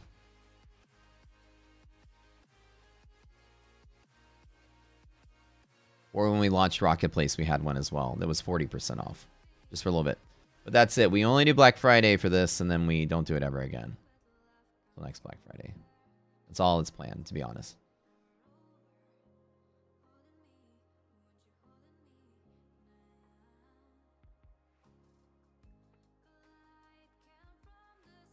Why didn't ES didn't pivot at yellow line? It did. I let me answer that again. It did pivot there. Pivoting, you will see high volume when you touch it. Let me go back to here. Anytime you touch it, you will see high volume. Okay? Anytime you touch it. It did pivot there. So don't mistake pivot to reversal. Anytime you touch this yellow line is predictable high volume. You guys see it, right? Check. Right?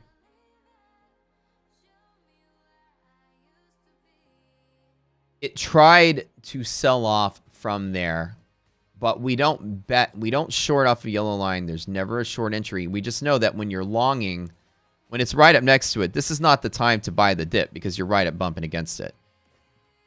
We wait for the confirmation and the support on the other side to long when it breaks. And it did pivot because it pivoted on the other side with high volume. So when you tap it, it's going to create volume effects and volume spikes. There's some volume spike here. There's some volume spike here. They're out sporadically through the night and then supporting here. You want it to support for a bull run to go to the next one. Does that make sense? Every time I touch, I get this feeling. And every time it hits, the volume spikes. When is the lifetime sign up? Right now. It is live right now. It is active right now. This is it. Black Friday. We do our Black Friday at the start of the month every month instead of waiting until Thanksgiving. That way you guys aren't confused with all the Black Friday sales going around. Ours always starts right at Halloween. Every time we kiss, I swear I could fly. So, I don't know what to call you because I cannot read. Anji. What is your name? You asked for lifetime sign up. What do I call you? Is that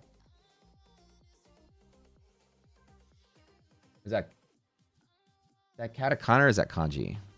I think it's actually katakana. I'm not really familiar with Japanese languages. But what is your name? What do I call you?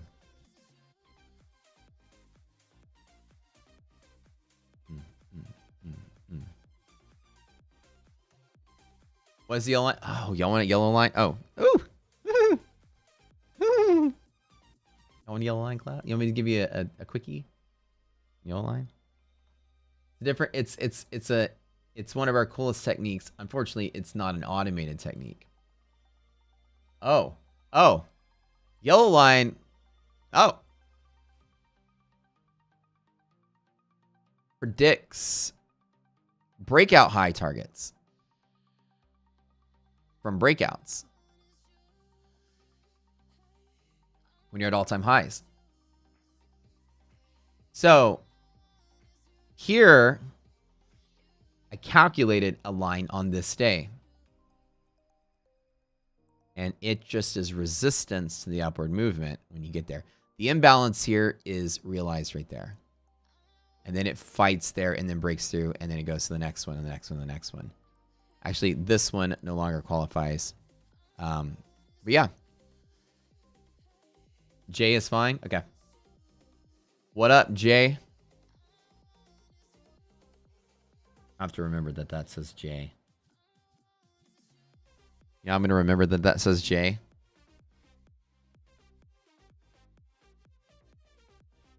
Did I get my Japanese right? Is that katakana? Is that how you say that? Ready? J. A. Y. There you go. That'll work. Committed that to memory. Hold on. Done. Oh, I forget. Okay. Jason. Is that Kata? Cool. Awesome, bro. Okay. I have to remember. I just need to read your name. All right. So I swear it speaks like every language known to man. Okay. So what this actually does, okay, what is an exploit of? It's something called the margin buffer limit. You know, guys in future trading never heard of this. I'm so excited. I'm so excited to talk about it. Well, I'm not going to give like a crazy lesson on it. But basically, when the stock market or futures market is breaking to all-time highs, we have predictable pivots for the next wave of where it could bounce, where the end of the wave is. So what happens is if a big news event happens and everybody's longing the market and the market does not have an imbalance, basically the dealers are short all day long, then there's a net imbalance of dealers short to where they're going to take max amount of risk. And the max amount of risk from this little anchor point that created the blast is a yellow line. So from an event day, we can calculate a pivot months in advance to the high. And they are so accurate, in fact, they predict high volume at all-time highs. So imagine when you've traded like, you know, market's double topping, everybody says, there's volume at the double top. But imagine market goes to no man's land and we predict a volume spike in no man's land. We can do that. Even our technique is that good. We call it illiquidity pivots, and people just started calling them yellow lines over the years. I keep a history of them. But here's an example. On this particular day, you will see all three pieces.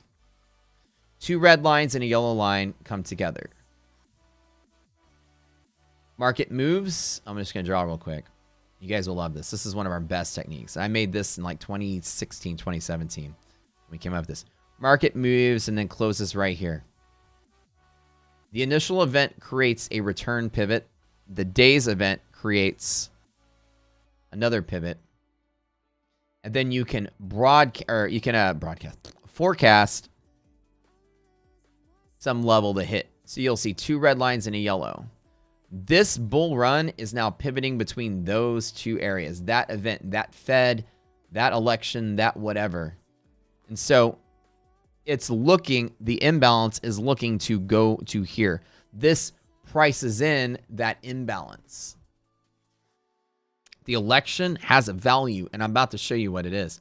If there's selling pressure on a counter catalyst or counter pivot, then these are your return pivots to rebalance the imbalance, essentially. What all this means is that the whole way up, you can forecast the next high with a very high degree of accuracy. As a matter of fact, this day had this line, and then 2 weeks later, we walked right up to it, and this is your pivoting action off of it. Doesn't mean it'll reverse, but here is the pivoting off of that event. And then you support, and then it goes to the next one. So typically, as you bump into these lines, that's like the end of the bull run, and it is to the penny accurate. It is literally to the tick accurate. Here was this one, calculated on this Friday, and then 3 Fridays later, it taps it and pulls back. Imagine this trading session. You open up, the market was green all the way here, and you decide to long right there, and all of a sudden it tucked back in. We don't long up against the yellow line. It's one final caution that we do take in futures. See how cool this is? You guys see that? To the penny. Boom. Tap it again. Pull back. Predictable high volume. Again, at all-time highs. It doesn't even need... And here, this one, we broke through and supported. Tested it to keep going. It's a futures thing. Here, bounce off of it once. Bounce off of it twice. Bounce off of it 2 different times. Hour chart. Bounce. Bounce. Pivot. Pivot. Pivot. Pivot. Reject. Bounce here. There's just wonky mechanics around this area when you're there. It's one extra special consideration you need to take. But when markets continue to go to all-time highs, you need an exit target. That's exactly what we do. Right here. Calculated months in advance. You guys see that? Look at this. You definitely want to learn this one.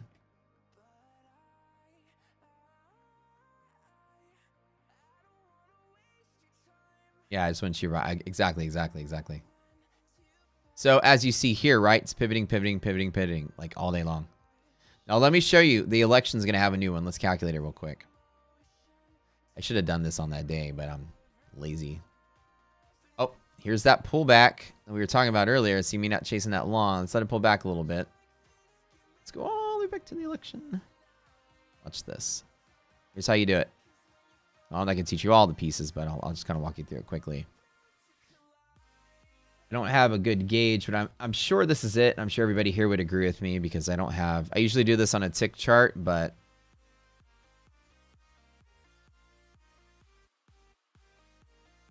All right, we got these lines here. We're going to go to Rocket Scooter real quick. It'll give you that number here. We're doing that to S&P. The yellow line distance is 317.75 to the dot. 317.75. Let's draw a box.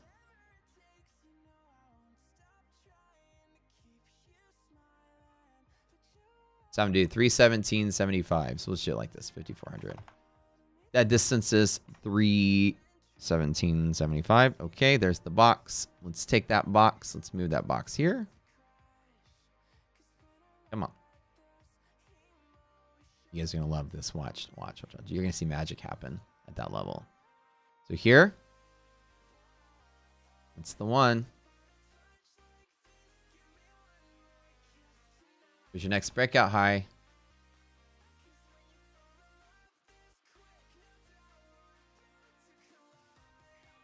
So now when I call my targets and I usually say the S&P wants 6,068, that's where I get it from. I always call my breakout targets. How high do we go? We're going right to there. Would you like me to do the next one?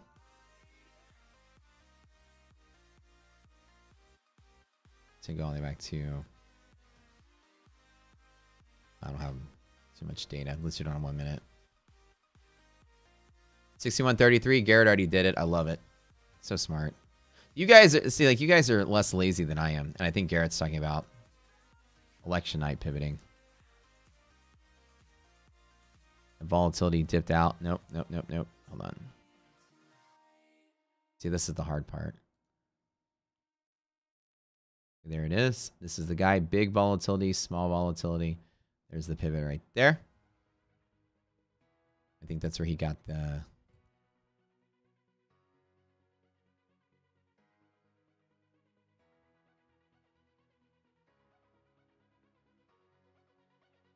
that box over there. You got a 61. Oh, because you're doing this one too, huh? Oh, you're doing here. Oh, actually, I probably skipped one. So this is the one off of there.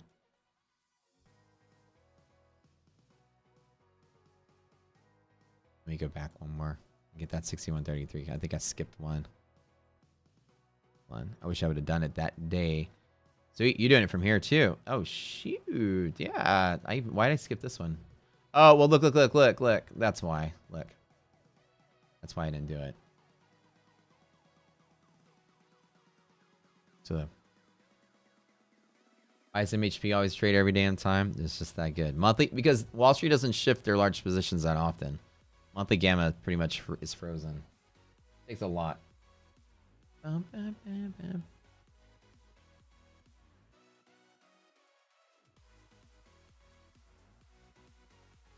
Really? You did that one, Garrett? 51.33? 61.33? That one hit the red line. So Garrett had mentioned this one, the 61.33, which is here. But the red line was tapped. Am I missing something? You're still considering it?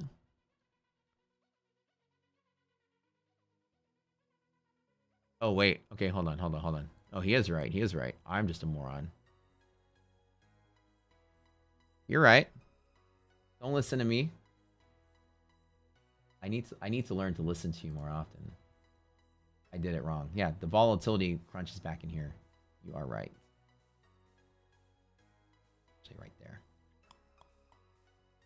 This is a very cool technique that you guys are seeing us do. Our guys all know how to do it. Okay. You're right. We got two of them side by side. This is going to be fun. Okay. Election create a bunch. Okay, so these are up. these are high target pivots that we're going to as the market continues to move. So he said 61.33, which is pretty much the same spot. We're off by a penny or two, but that's it. And let me.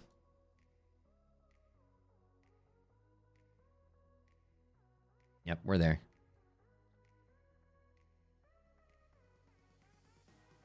So that's it. So now when we're trading, right, 60.68 is one that I'm going to consider. Oops. So like here, I just take this.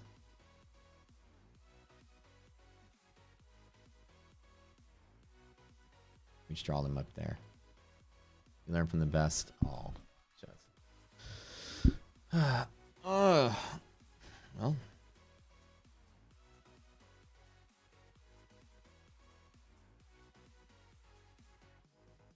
Oh, we're invited to a birthday party this weekend. The theme of the party is pink and green, but you're not obligated to wear that if you can't find anything. Can't wait to see y'all. Oh, we're going to a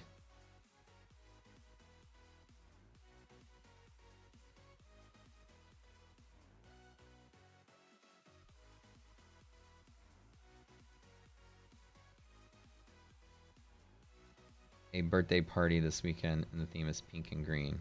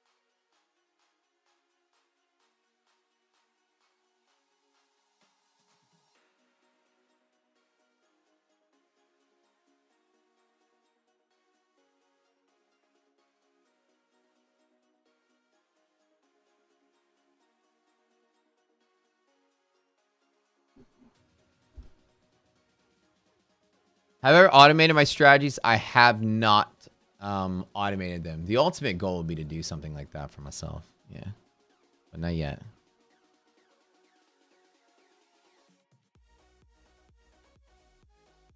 We're getting to the next point of our next release for you guys. Is to draw the arrows on the chart with the probabilities. You know, like what I'm writing random numbers here, but to draw the probabilities and have them update in real time based on the conditions of the market. It'll be doing a real time back test. So like it'll always be like sweeping the historic data to get the actual accurate numbers. 68.3. Oh, already did it.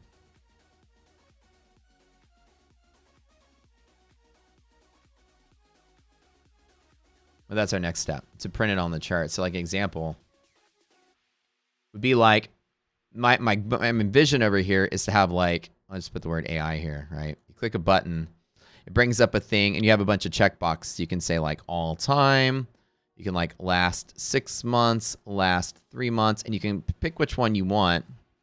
If you check like the last 6 months, what it'll do is it'll look for the last 6 months of BLU setup under the certain conditions that we have, or qualifiers, which are the alerts here, under all of these conditions here, and say, when all these things are true, 72% of days closed above here that open here.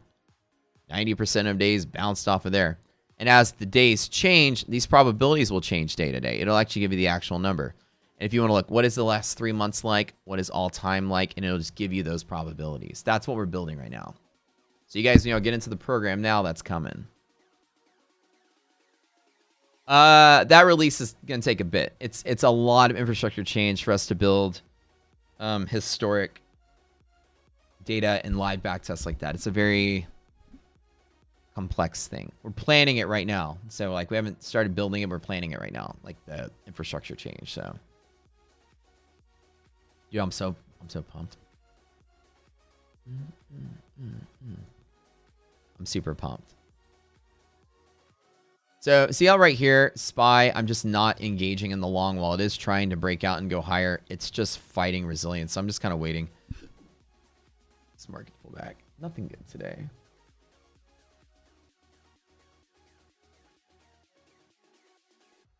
We have a pink and green themed birthday party / pickleball party on the weekend. And I'm also going to my buddy in Houston. They throw like this. I've never been to it before, so I'm excited. It's an exclusive invite only Friendsgiving, but it is fancy Friendsgiving. Like it's like black tie kind of event at their place, and it's just this bougie over the top experience, and all my friends that go say that it's really fun. So we got to dress up and go to a Friendsgiving on the same day on Sunday. I'm sure we can. So I got this like bougie black tie Friendsgiving and the pink and green pickleball party. Where are my eggs? That's right. This is about time. It's egg 30, guys. I'm going to send her a picture. You said that. That's hilarious. I know. She's giving me like, she's my dietitian. The planned date for the release is months away, but not too far away. But we are working on it now. So all the support you guys give to the community, all the memberships pile right back in developing the platform. That's like the best part.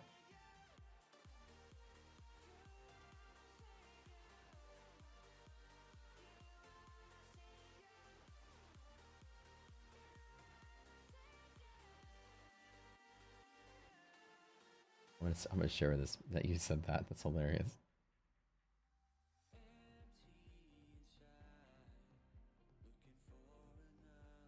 It's like the same routine every morning. And I go, "Are you wearing pants?" And she goes, "No." And I go, "All right, I'll be back, guys." And then I come back with a bowl of eggs. It's the same routine every day. Every day I have my coffee in my oversized decorative coffee cup. This one is clearly a New Orleans coffee cup. Yesterday was Harry Potter, I think, and the day before was Day Trader Paradise. And I get the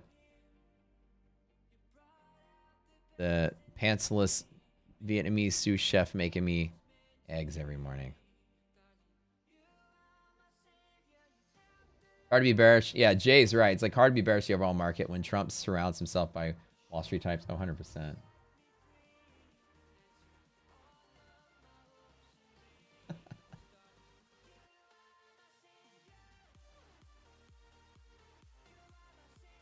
Are you wearing pants? She ain't wearing pants. Hold on, I'll be right back.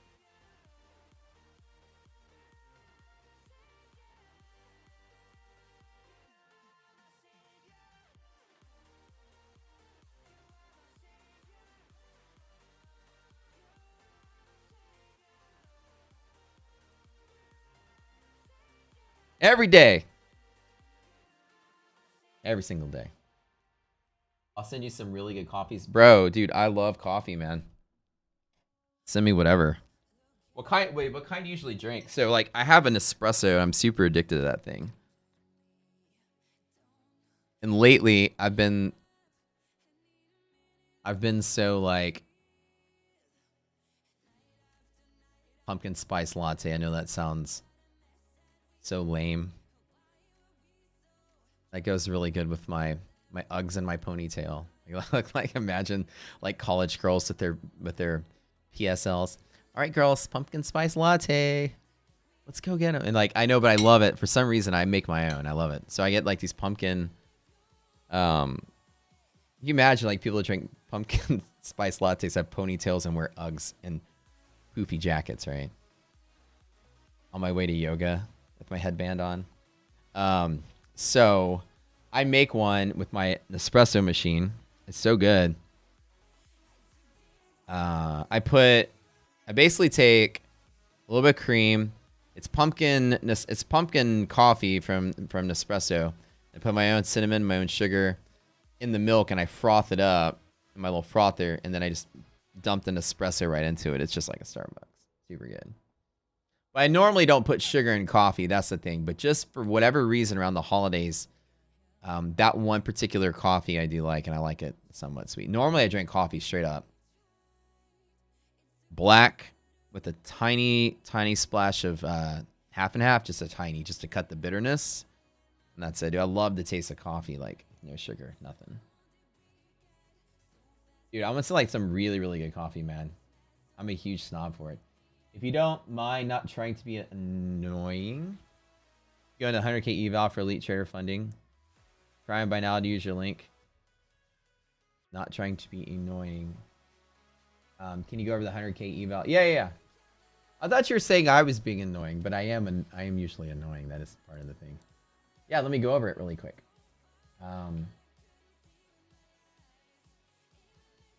Like that's a way to get my attention. Trying now to use your link.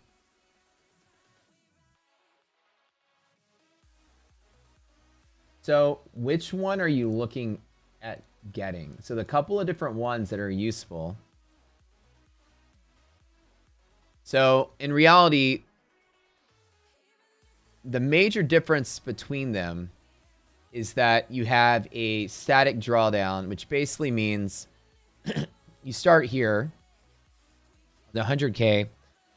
If you lose 625, you lose the account. That number is fixed forever. So no matter how high you go, it's 625 before you bust. That's pretty easy to understand. So static is just static. It doesn't move. The other one, which is very popular, is called fast track. This one you have to trade for 5 days. And then you hit the profit target of, I think it's 2,000 bucks. You win. Fast track, however, is slightly different in that at the 100K, your max drawdown is 3,000, your profit target is 6,000. So you go to 6,000 and you win. The difference is you have a max drawdown of 3,000 that moves up as you go up. So as you're in a trade, your bust point follows you a distance of 3,000. That's the difference. This one's tighter at the start, but you get further away as you make money. This one is the same no matter how much you make, and it's also active position. So if you're in a trade and you make profit and then you lose your profit, say that you long here and made all this money and then you fell 3,000 from the high, you can still be green on the trade but bust the account. They call it a trailing drawdown. This one has a trailing drawdown, and because it's fast track, you have to trade it at least 5 days, but no more than 14 days. So you have to beat it fast. You got 2 weeks to beat it. Trust me when I say trading NASDAQ, you can beat this in 3 days. So you're never going to take 3 weeks to do this.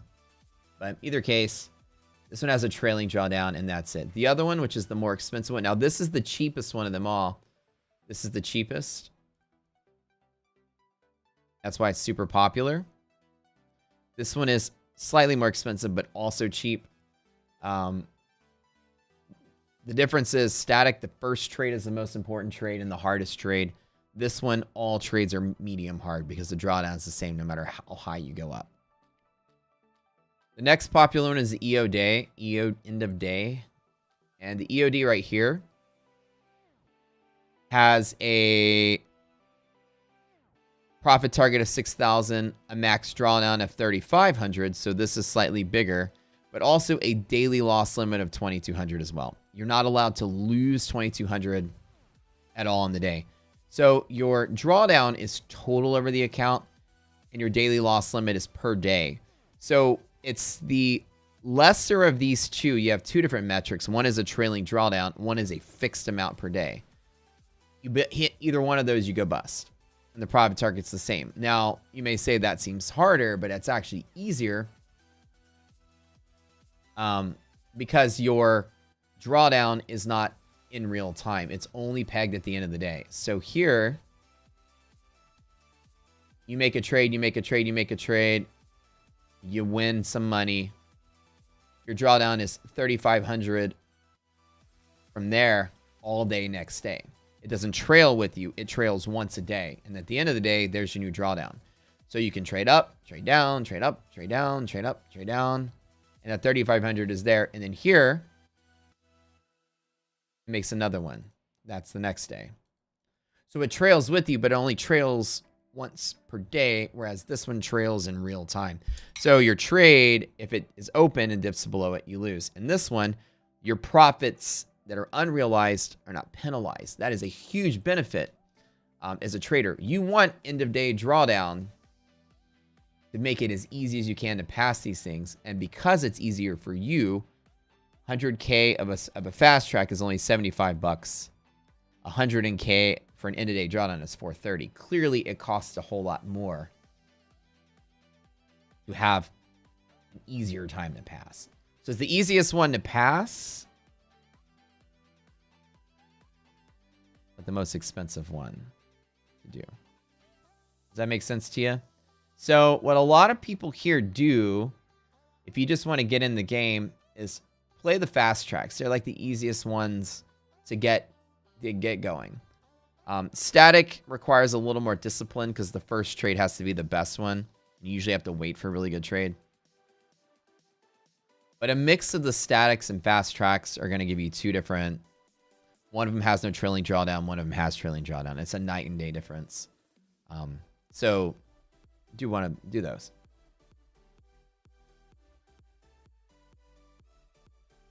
You have a buddy in the coffee trade business. Usually it's Colombia and Guatemala that are so great. That volcanic soil, difference pH. Oh, yeah.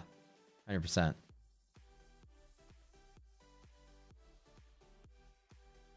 You drinking the same, no sugar, splash of milk or cream. Oh, totally, man. Like, as I got older, I started like the taste of coffee. When I was younger, I liked the taste of sweetened coffee. Now, I don't like the taste of sweetened coffee unless it's loaded with cinnamon and pumpkin. But I like just straight up, I love South American coffees, Central American coffees. I love all of that. The volcanic soil coffee, it's my style. And then I just put just enough cream in it to nuke the bitterness. Just a tiny bit. Like when you look at it, it's not like a light brown color. It's more like less black. It still looks blackish. It's just like a teeny tiny bit of cream. New here, great info. Yeah, what's up, Neil? No problem, no problem. So like I tell people that, in all honesty, if you can afford it, the end of the day drawdown is the best, but it does have a $2,200 daily loss limit on the 100K. So, but it's static, right? So at the start of the day, you have two static drawdown points, which is great. And only one of them is what busts you, so it's the lesser of the two. So at minimum, it's 2,200 bucks. So every day you just think you can lose 2,200 bucks every day. It's a better static drawdown. It's a static account every day with a better drawdown than the static. The static is 625 from the start. Now you can build buffer against that to make it bigger because that never moves. But the end of the day drawdown is a static of 2,200 every day. Or your max drawdown. The thing with this is that if you lose 1,000 a day, you never hit your daily loss limit. But if you lose 1,000 a day for 4 consecutive days, then you go bust. So the max drawdown is seen as like how much you lose over time, multiple days. And your daily loss limit is right there. So it's the lesser of the two which busts you. So after like 3 or 4 losing days, your 4th losing day, you might only be 1,000 away from your max drawdown. While your daily loss limit's 2,200, and 1,000 will bust you. So trust me when I say the end of the day drawdowns are so much easier to pass. Because you get a huge static drawdown that doesn't change, and you make a huge profit off of that, then you're great. And it's much better than 625. But the difference is that on a static, this also changes every day, while this is the same every day. So while every single day on an end of the day drawdown, you got $2,200 below your high, it trails with you, but it's always 2,200. A static is 625 from the start. It's really tight. But as you make money, it's bigger and bigger and bigger. It can be bigger than 2,200 if you've made $2,200 or more. Then the static, essentially a static that's made $2,200 of profit, minus 625. So a static that's made about $1,500 of profit has converted this into this without paying 430 bucks. And there's no drawdown. So if you are a good trader and you make your best first trade in the static, which is why I do them, I can save $300 per account by just getting $1,200 or whatever, $1,400 of profit. Does that make sense? So, and I don't have the drawdown to deal with. Your loss limit is your static. And as long as you put enough fat in the account, then this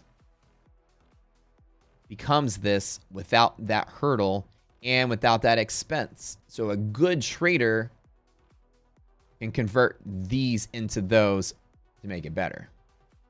That's why I do the statics. And I wait for my first trade, put $1,400. Now I got a $2,200 loss limit. But here's the thing. Once you hit 2,000, you win. So you even have a quicker time to win. There, without. Now again, your first trade has to be your best trade. They do bust more often because your first trade is right on the edge. Not hard to lose 600 bucks. Futures. What's the difference between this and Top Step? ETF is cheaper and there's more variety. That's the difference.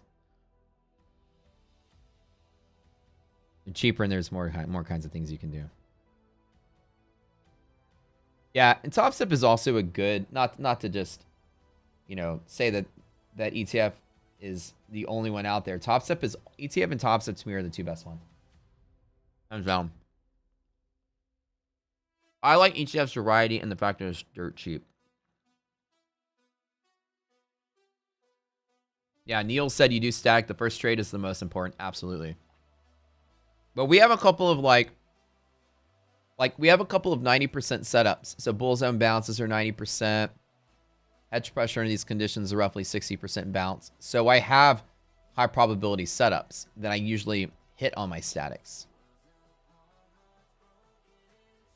This trade from here to here, also 90%. So I wait for the good ones on the statics.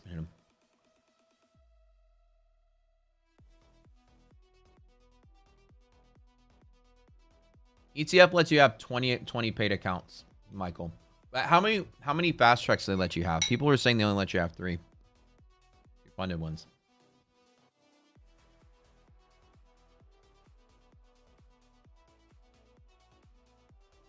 What happened, Michael?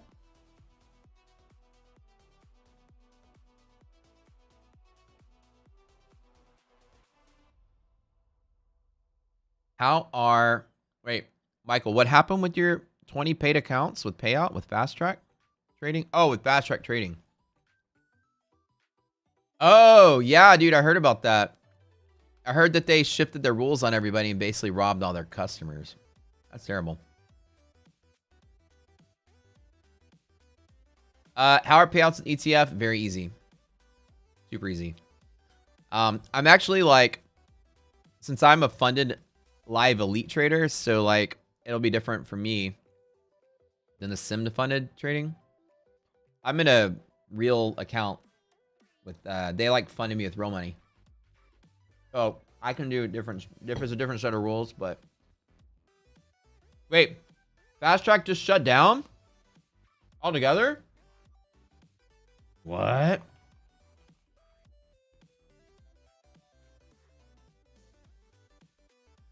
Is that what you're saying? Is that true?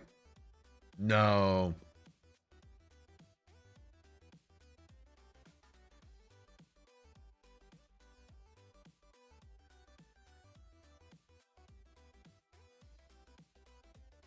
Wow. People are they're deleting shit in Discord. This just in. Fast Track deletes everything in Discord. Delete all their Discord channels. Remove the inability to see paid messages. Wow. Okay.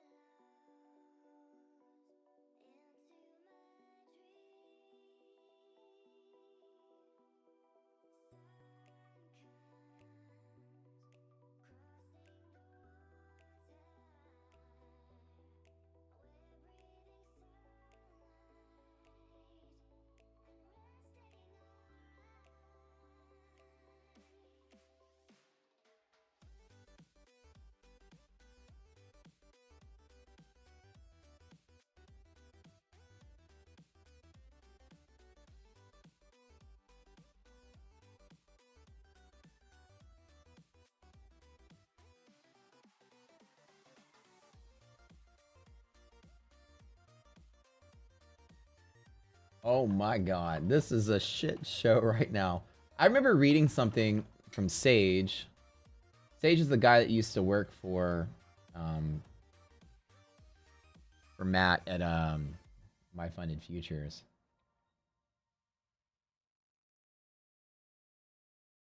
And I remember talking to him at one point a long time ago. Now he's working for Fast Track, and then he was blowing the lid off of like what was going on over there. What?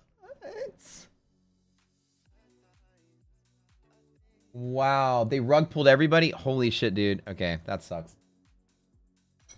Hey, let me see if I can't pull some strings. Let me see if I can't ETF to hook all you guys up. Let me talk. Let me don't count on this. Hey.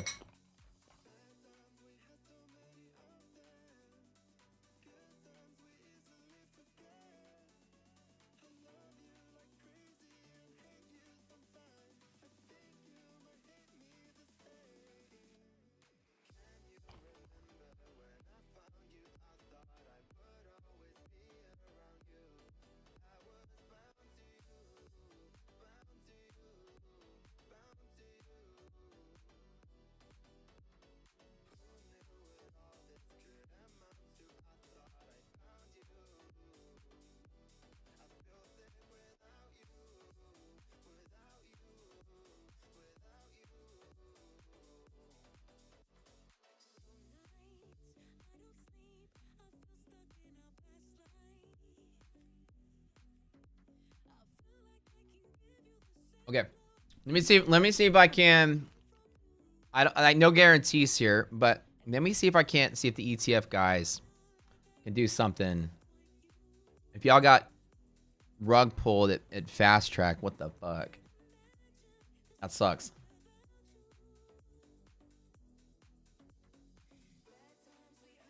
Non says last 2 days UVXY not acting inverse ES. That usually happens during a short squeeze. So if VIX goes up while markets go up, VIX only goes up when something unexpected happens, when people are rapidly exiting positions. And usually, since the market's long, rapid exiting of positions usually means selling. When the market's flat and stable and people are betting against the market and they also get squeezed really rapidly, when the shorts covering outpaces the longs selling and buying, VIX also will sometimes go up when markets go up when the shorts are when it's a bigger short squeeze. Do I have a referral code for ETF? Yeah, if you it just now posted in the stream. Use that link right there. I'm gonna ask the ETF people if they can hook you guys up. If you got fucked by Fast Track. Let me see if I can see if they can do. They like this group is really honest. That's why I like them. They love helping the community. Let me see if maybe I can see if they can't bring you guys some kind of. They just robbed you guys payouts. Fucking sucks. I'm sorry, you guys.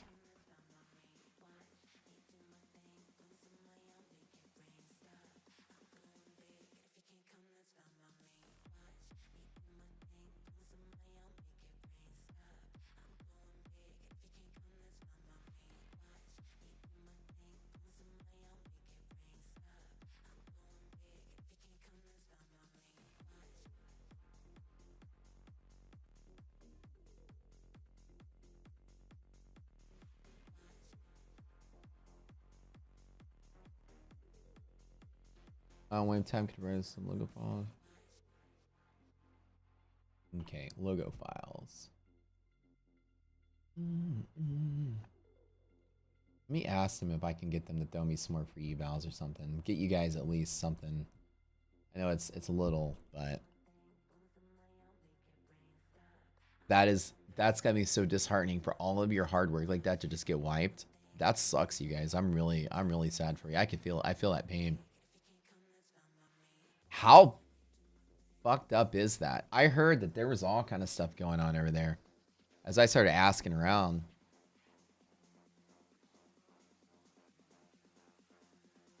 That's nuts.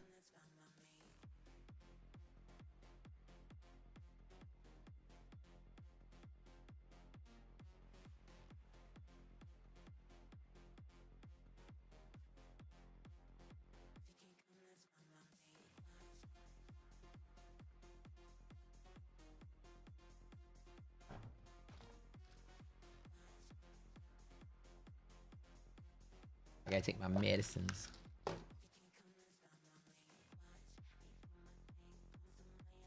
Yeah, Brandis is like it's a time, right? It's like the time you invested into that. That sucks, man. That really sucks.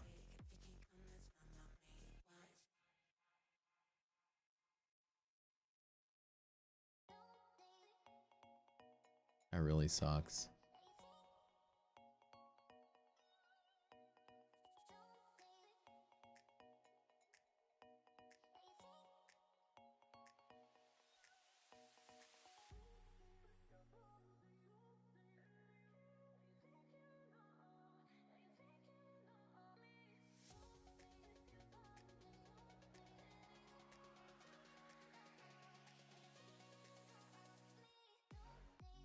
Dude, that sucks, guys.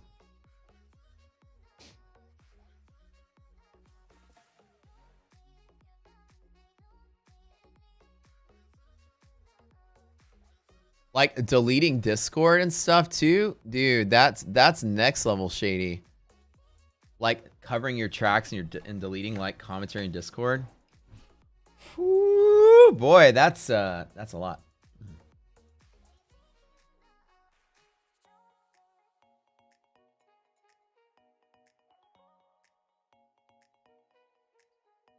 Yeah, I'm gonna ask him. I'm telling them. I'm gonna see if they can do something.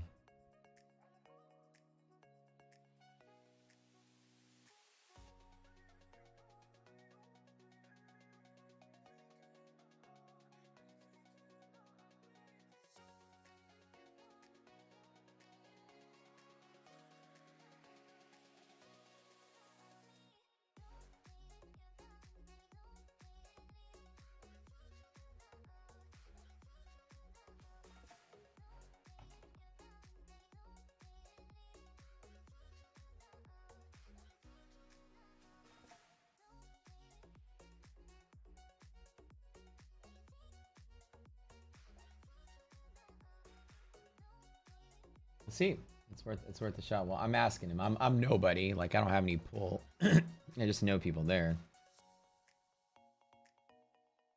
You know, they got their own. They could say no. Maybe they said yes. Maybe hey, that's a great idea. We'll see. We'll see if anything comes of it. I told them I was like, there's a lot of people that got screwed over by fast track trading.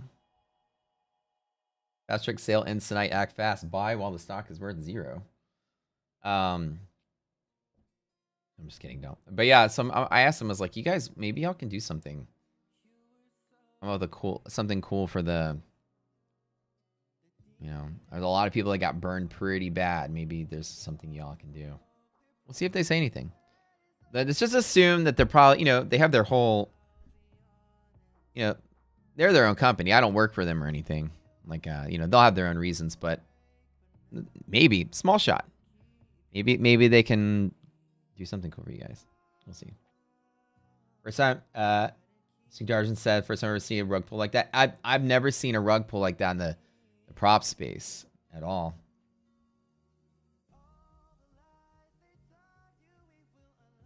Can I look at Melly? Okay, hold on.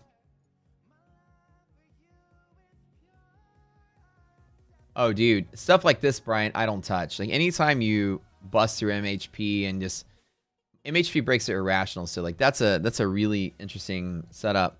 So while this should have likely held there, the fact that it didn't, I'd be out of the way and waiting. It needs to reclaim this to be bullish, right? That's what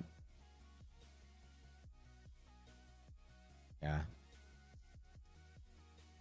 I'd be long again if again, not investment advice. If I'm trading anything that loses MHP, I usually get out of the way pretty quick.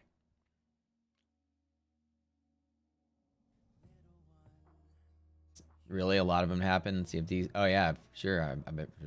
It's Black Friday month. I'm sure other firms will hop on this and grab their cut. I'm sure that's a thing everyone's gonna do. But look, if I can get them to do something fun,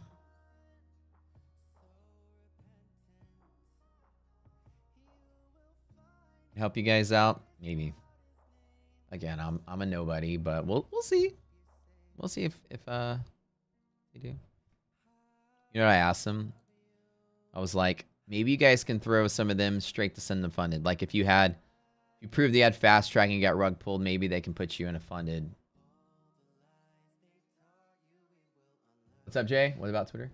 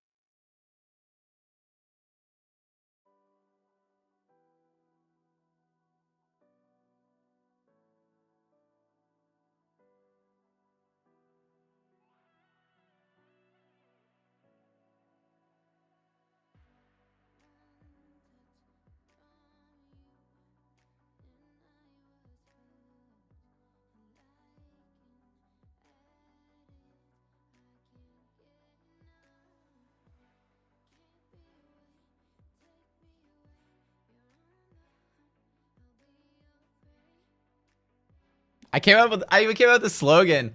I was just being funny. I was like, you guys want the better fast track? Check out Leacher Funding's fast track accounts, 90% off. Look, because they have like a fast track.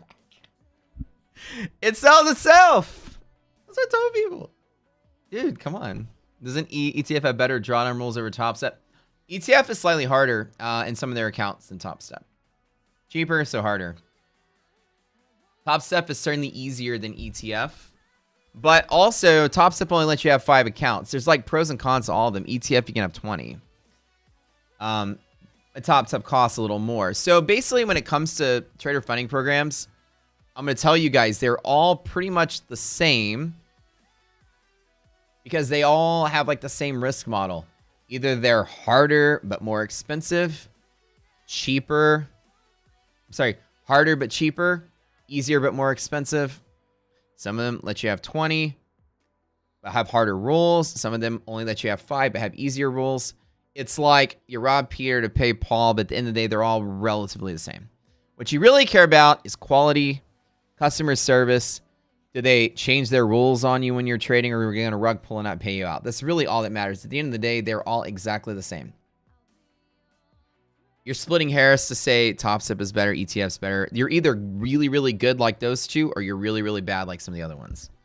And so there's really no in between, because if there was one that was sweepingly better than all the others, it would basically be like everybody will go to it. It's just like phone plans, right?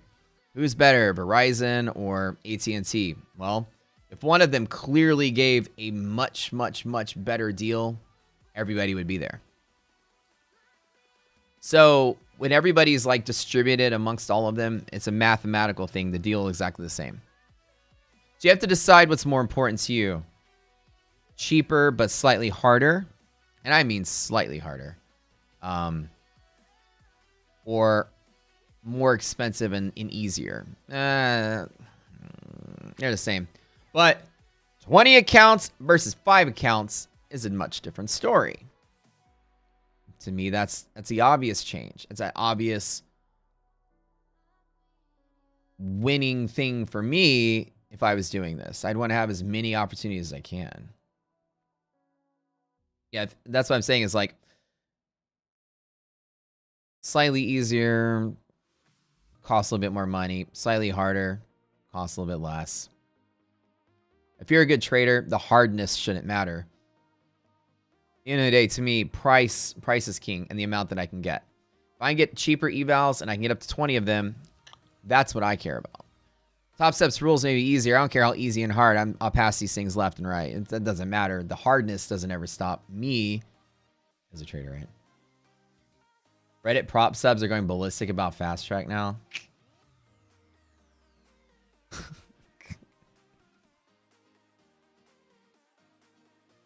They loved my slogan. I said, "You guys want the better fast track? Check out ETF's fast track tree."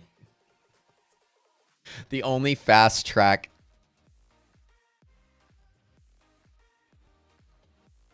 The only fast track you need.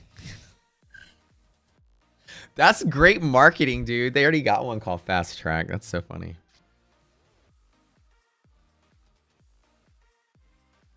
The only fast. I'm being so stupid in chat today. No monthly fee is your main preference. Yeah, so like as Dean has said, at the end of the day, if you have the option to like reduce costs, it's like really what your brain should be thinking is the cost, not the hard. I don't think of the hardness as a thing. They all have like a medium hardness. They're not like ridiculously hard. Cost is the biggest thing for me and the amount that you can get. So like, yeah, the like the little hidden fees. Some of them have resets. Some of them are cheaper. Some of them don't have a monthly fee. Some of them do. So how much are you going to spend a month is basically what you're caring about. Can you use TradeAvant on Elite Trader? Yes, you can.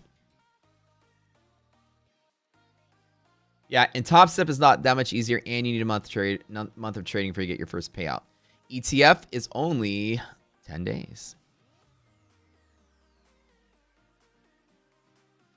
Like I told you, like of all the folks out there, I think ETF was the sleeper hit. When they started their rules to me, I said, this is going to be the next big one. They've done everything right. They made it, they're not like Apex where it's like dirt cheap. But it's along that lines of being just as inexpensive, which is good. So yeah, I like it the best of all worlds. So I feel like what you really care about at the end of the day is will you get paid? And that's like, when you get paid for your effort. See, Fast Track, I don't think any of these companies intend on rug pulling their clients, because if if you're making money as a company, you want to keep going. Well, clearly they became insolvent.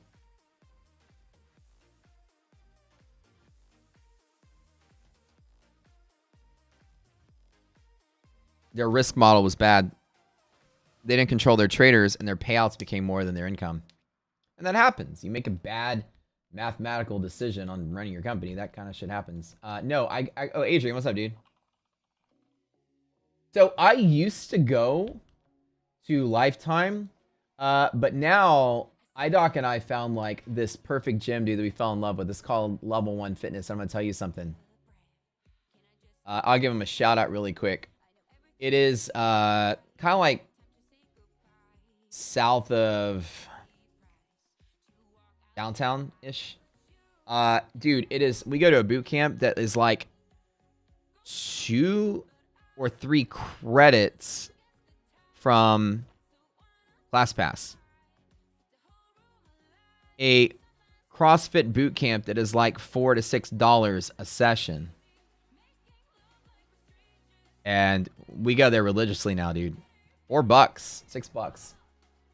Yeah, so we started going there to this boot camp. It's dope. I have no idea why it's quality is top tier. But yeah, this is our new gym. We've been going here religiously. I have no idea why it's dirt cheap, but it is dirt cheap and it is good. We went there last night. That's where I've been working out. But I used to go to Lifetime Greenway. I used to pay $300 a month for that damn gym, and now I work out for $4 a day. And then I have ClassPass, so I go to a couple yoga studio. I got a couple places. I go to yoga studio once a week, twice a week sometimes. I go to F45, which is right by the house.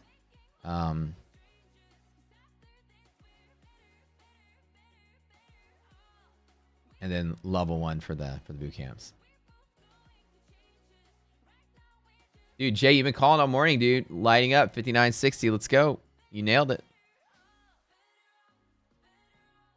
So, how hard are the payouts of the ETF? They're easy.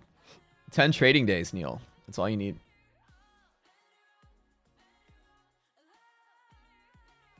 You guys, make sure you use our code because we're doing a giveaway. Like, if you buy $250 worth from them, you enter into a contest with us to get lifetime membership with our stuff too. So we're trying to do this like collaborative thing.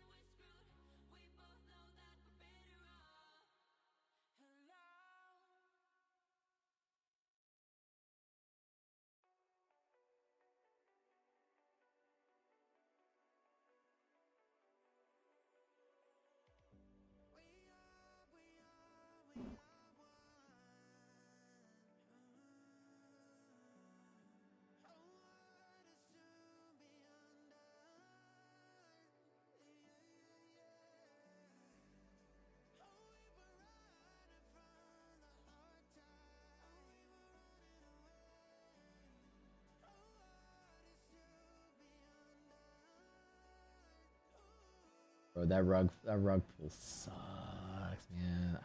I feel it from you guys. So, wish J Powell would show up and nuke this so we can buy a dip. You mean in the same boat, man. And look, this S&P resilience, see how it's been like fighting to be positive, negative? Look at it all day. See, that's why we don't like... I don't chase longs up into here.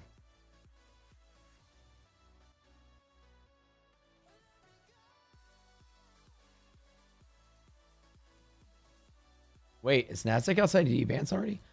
Pardon me. I didn't even notice that. Shoot.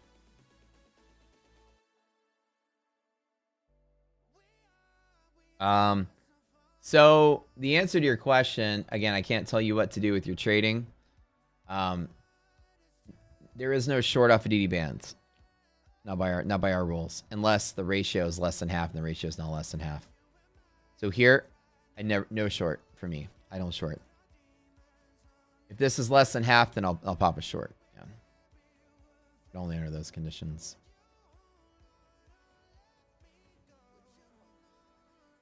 And he said had lifetime with the personal trainer, awesome results, but tired of paying thousands a year. Yeah, dude, this gym we found is a sleeper hit. I think it's because it's in a like industrial, really far out of the city kind of area. Like it's not close. We had to drive a little bit to get to it, but it is packed, dude. Like you go in there and this gym is packed full of people. It is busy. It's thriving, and that's probably why. But yeah, CrossFit style boot camp that's not $30 a session. Yeah, I know. $4. It's by far, like, I love saving money. That's like, if you ever meet me in real life, you know, there are times in my life where I splurge and blow a whole lot of money on stuff. But I usually live by like trying to save money more often than ever. Oh, Adrian, by the way, dude, we're getting a house. We're moving. I'll text you. I'll tell you where we're moving to, but we're moving out of the area. But we're gonna still be in the city, just to a different area. We'll be moving in just January.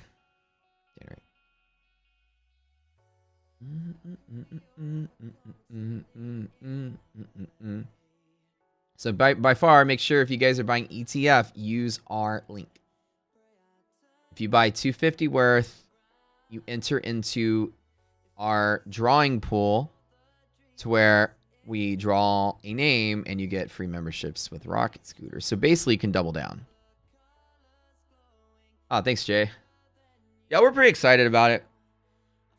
We just needed a little bit more space, to be honest. It's a slight upgrade, but it's comparable in price. Where we are now. Slightly more expensive. Yeah, dude, when we move, dude, we'll have like a huge housewarming party. You guys can come out. Definitely, I'll tell you all about it, Adrian. This is the first year we've been like super frugal because we've been saving for a house and then obviously, you know, building Rocket Scooter and stuff. Adrian came to my birthday last year, dude. I throw major parties every year. This year's been kind of like penny pinching, but last year I threw this massive party. Adrian came.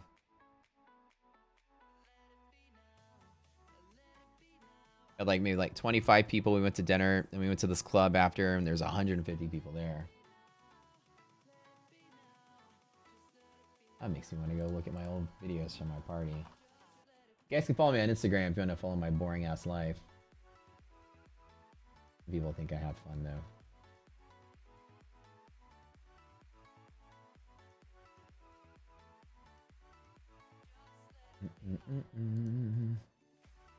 I saw that picture that you took where you called me the captain of the ship. That was so funny. I was standing on the table, a CL.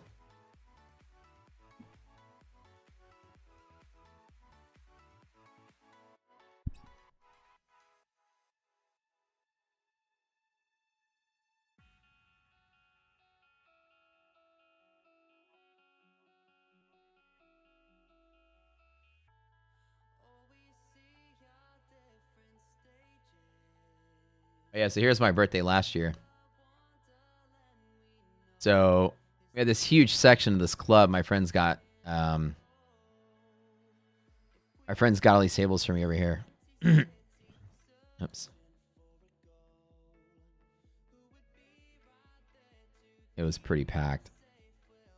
Like, that pictures of me up there too. Like, that was, there it is. There's me being stupid. Look at that. Hold on. I'll show you some of the pictures. There's me right there. That's Adrian right there. Adrian actually did that video. You remember that? That was fun, man. So basically they were like, all right, birthday guy, get on the table. So I had to get up on the table and take the napkin and like twirl it around my head like that. And so that's actually Adrian right there. That's funny. That was a fun party. This is all of us. Adrian's sitting right there at the end of the table. Me and my buddies here. Seattle's a pretty cool place. If you guys are in Houston, you got to stop by and check it out. This is where they had like mermaid dancers and Poseidon statue and fire breathers. It's pretty dope.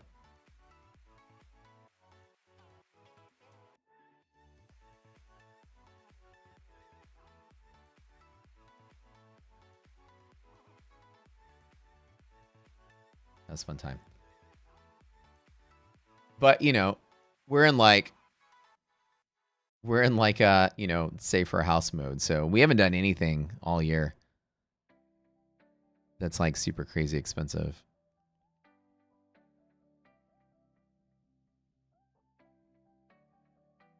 Yeah. My friends are in town are definitely like big spenders, and they throw parties. My friend actually surprised me with the club. It wasn't planned. We were just going to dinner. But my buddy is like part owner of that club. He was like, the funny story about that is like, as after dinner, right? There's like 25 of us at dinner. And afterwards, my buddy was like, he's like, yo, I want you to come with me. I was like, what? He's like, no. He's like, come with me. Come outside. I got a surprise for you. I was like, oh, okay. Go outside. Get my jacket on, you know, sitting out there. A brand new Ferrari pulls up. He's like, come on, get in. And I was like, you got me a Ferrari? He was like, no. He's like, I got me a Ferrari. That's mine. He's like, well, I'm going to drive you somewhere. We're going to go somewhere. Now, everybody sitting behind me was laughing.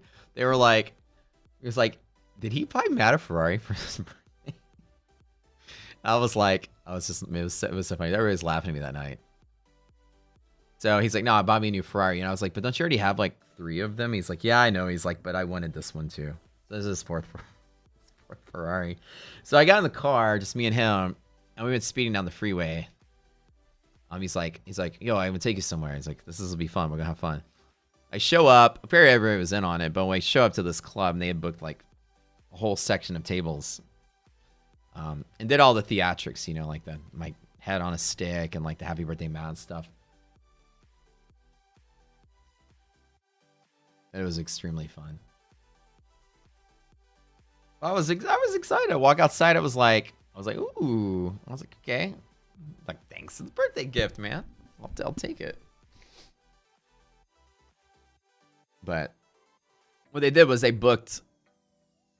Basically, they spent probably 50 grand that night at the club for my birthday. That was my birthday gift. It was insane. And I paid for a dime.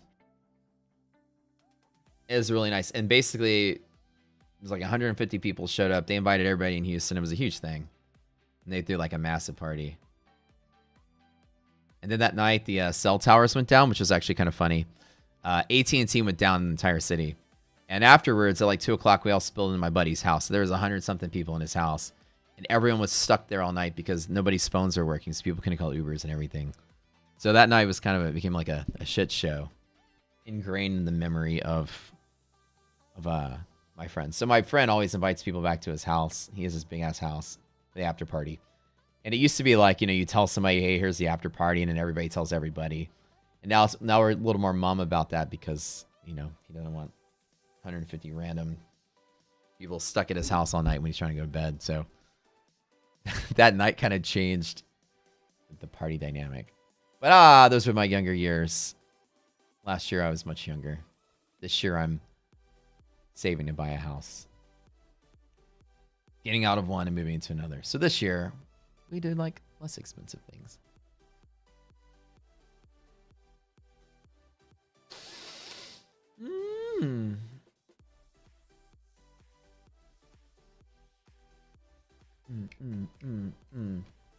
I love you guys, man. All right, so don't forget. Here's our deals. I'm gonna get out of here in just a little bit. We're gonna come back for FOMC though, so come back. All right, here's our deals. Number 1, get our monthly sub for Rocket Scooter, half price for Black Friday first month. If you do that between now and November 10th, you will get entered into a drawing for Lifetime. We're giving away 2 of those, and Lifetime is $4,000 each. Also, during that same time period, Lifetime is $1,500 off if you want to buy it outright, which is our once-a-year Black Friday sale. The only time it's discounted, it's $2,500. It's the full access to the platform, all the tools, all the training, all the new stuff that comes out, everything we do for life. And let me tell you, we have close to 6,000 members in our community, and the majority of them are Lifetime. Pretty much everybody goes there because it's the cheapest way to have the platform. Number 3. If you buy $250 with Elite Trader Funding eval accounts using our link, you get entered into a drawing pool that we will be drawing for memberships every single month from. So every time you spend $250, your name gets added to that same pool. For example, if you bought 1,000, your name's in there 4 times. If we draw 1, we pull it out and it's gone. You still have 3 in there. So every $250 you buy, you are in the pool to win a membership. Or whatever we do for a drawing. And the last thing is every single Friday, we give away 3 free Elite Trader Funding eval fast track accounts. We just give them away just for you being here. How about that? Hit the sub to the channel, and that's it. That's us. So we're doing. All right. Zoom call today at 3 o'clock, guys, but we're also going to do FOMC live as we chill and trade together. I'm going to get out of here. I ain't making any trades. This is boring. FOMC is going to move the market. Hopefully, a dip before rip. We'll see if we get it.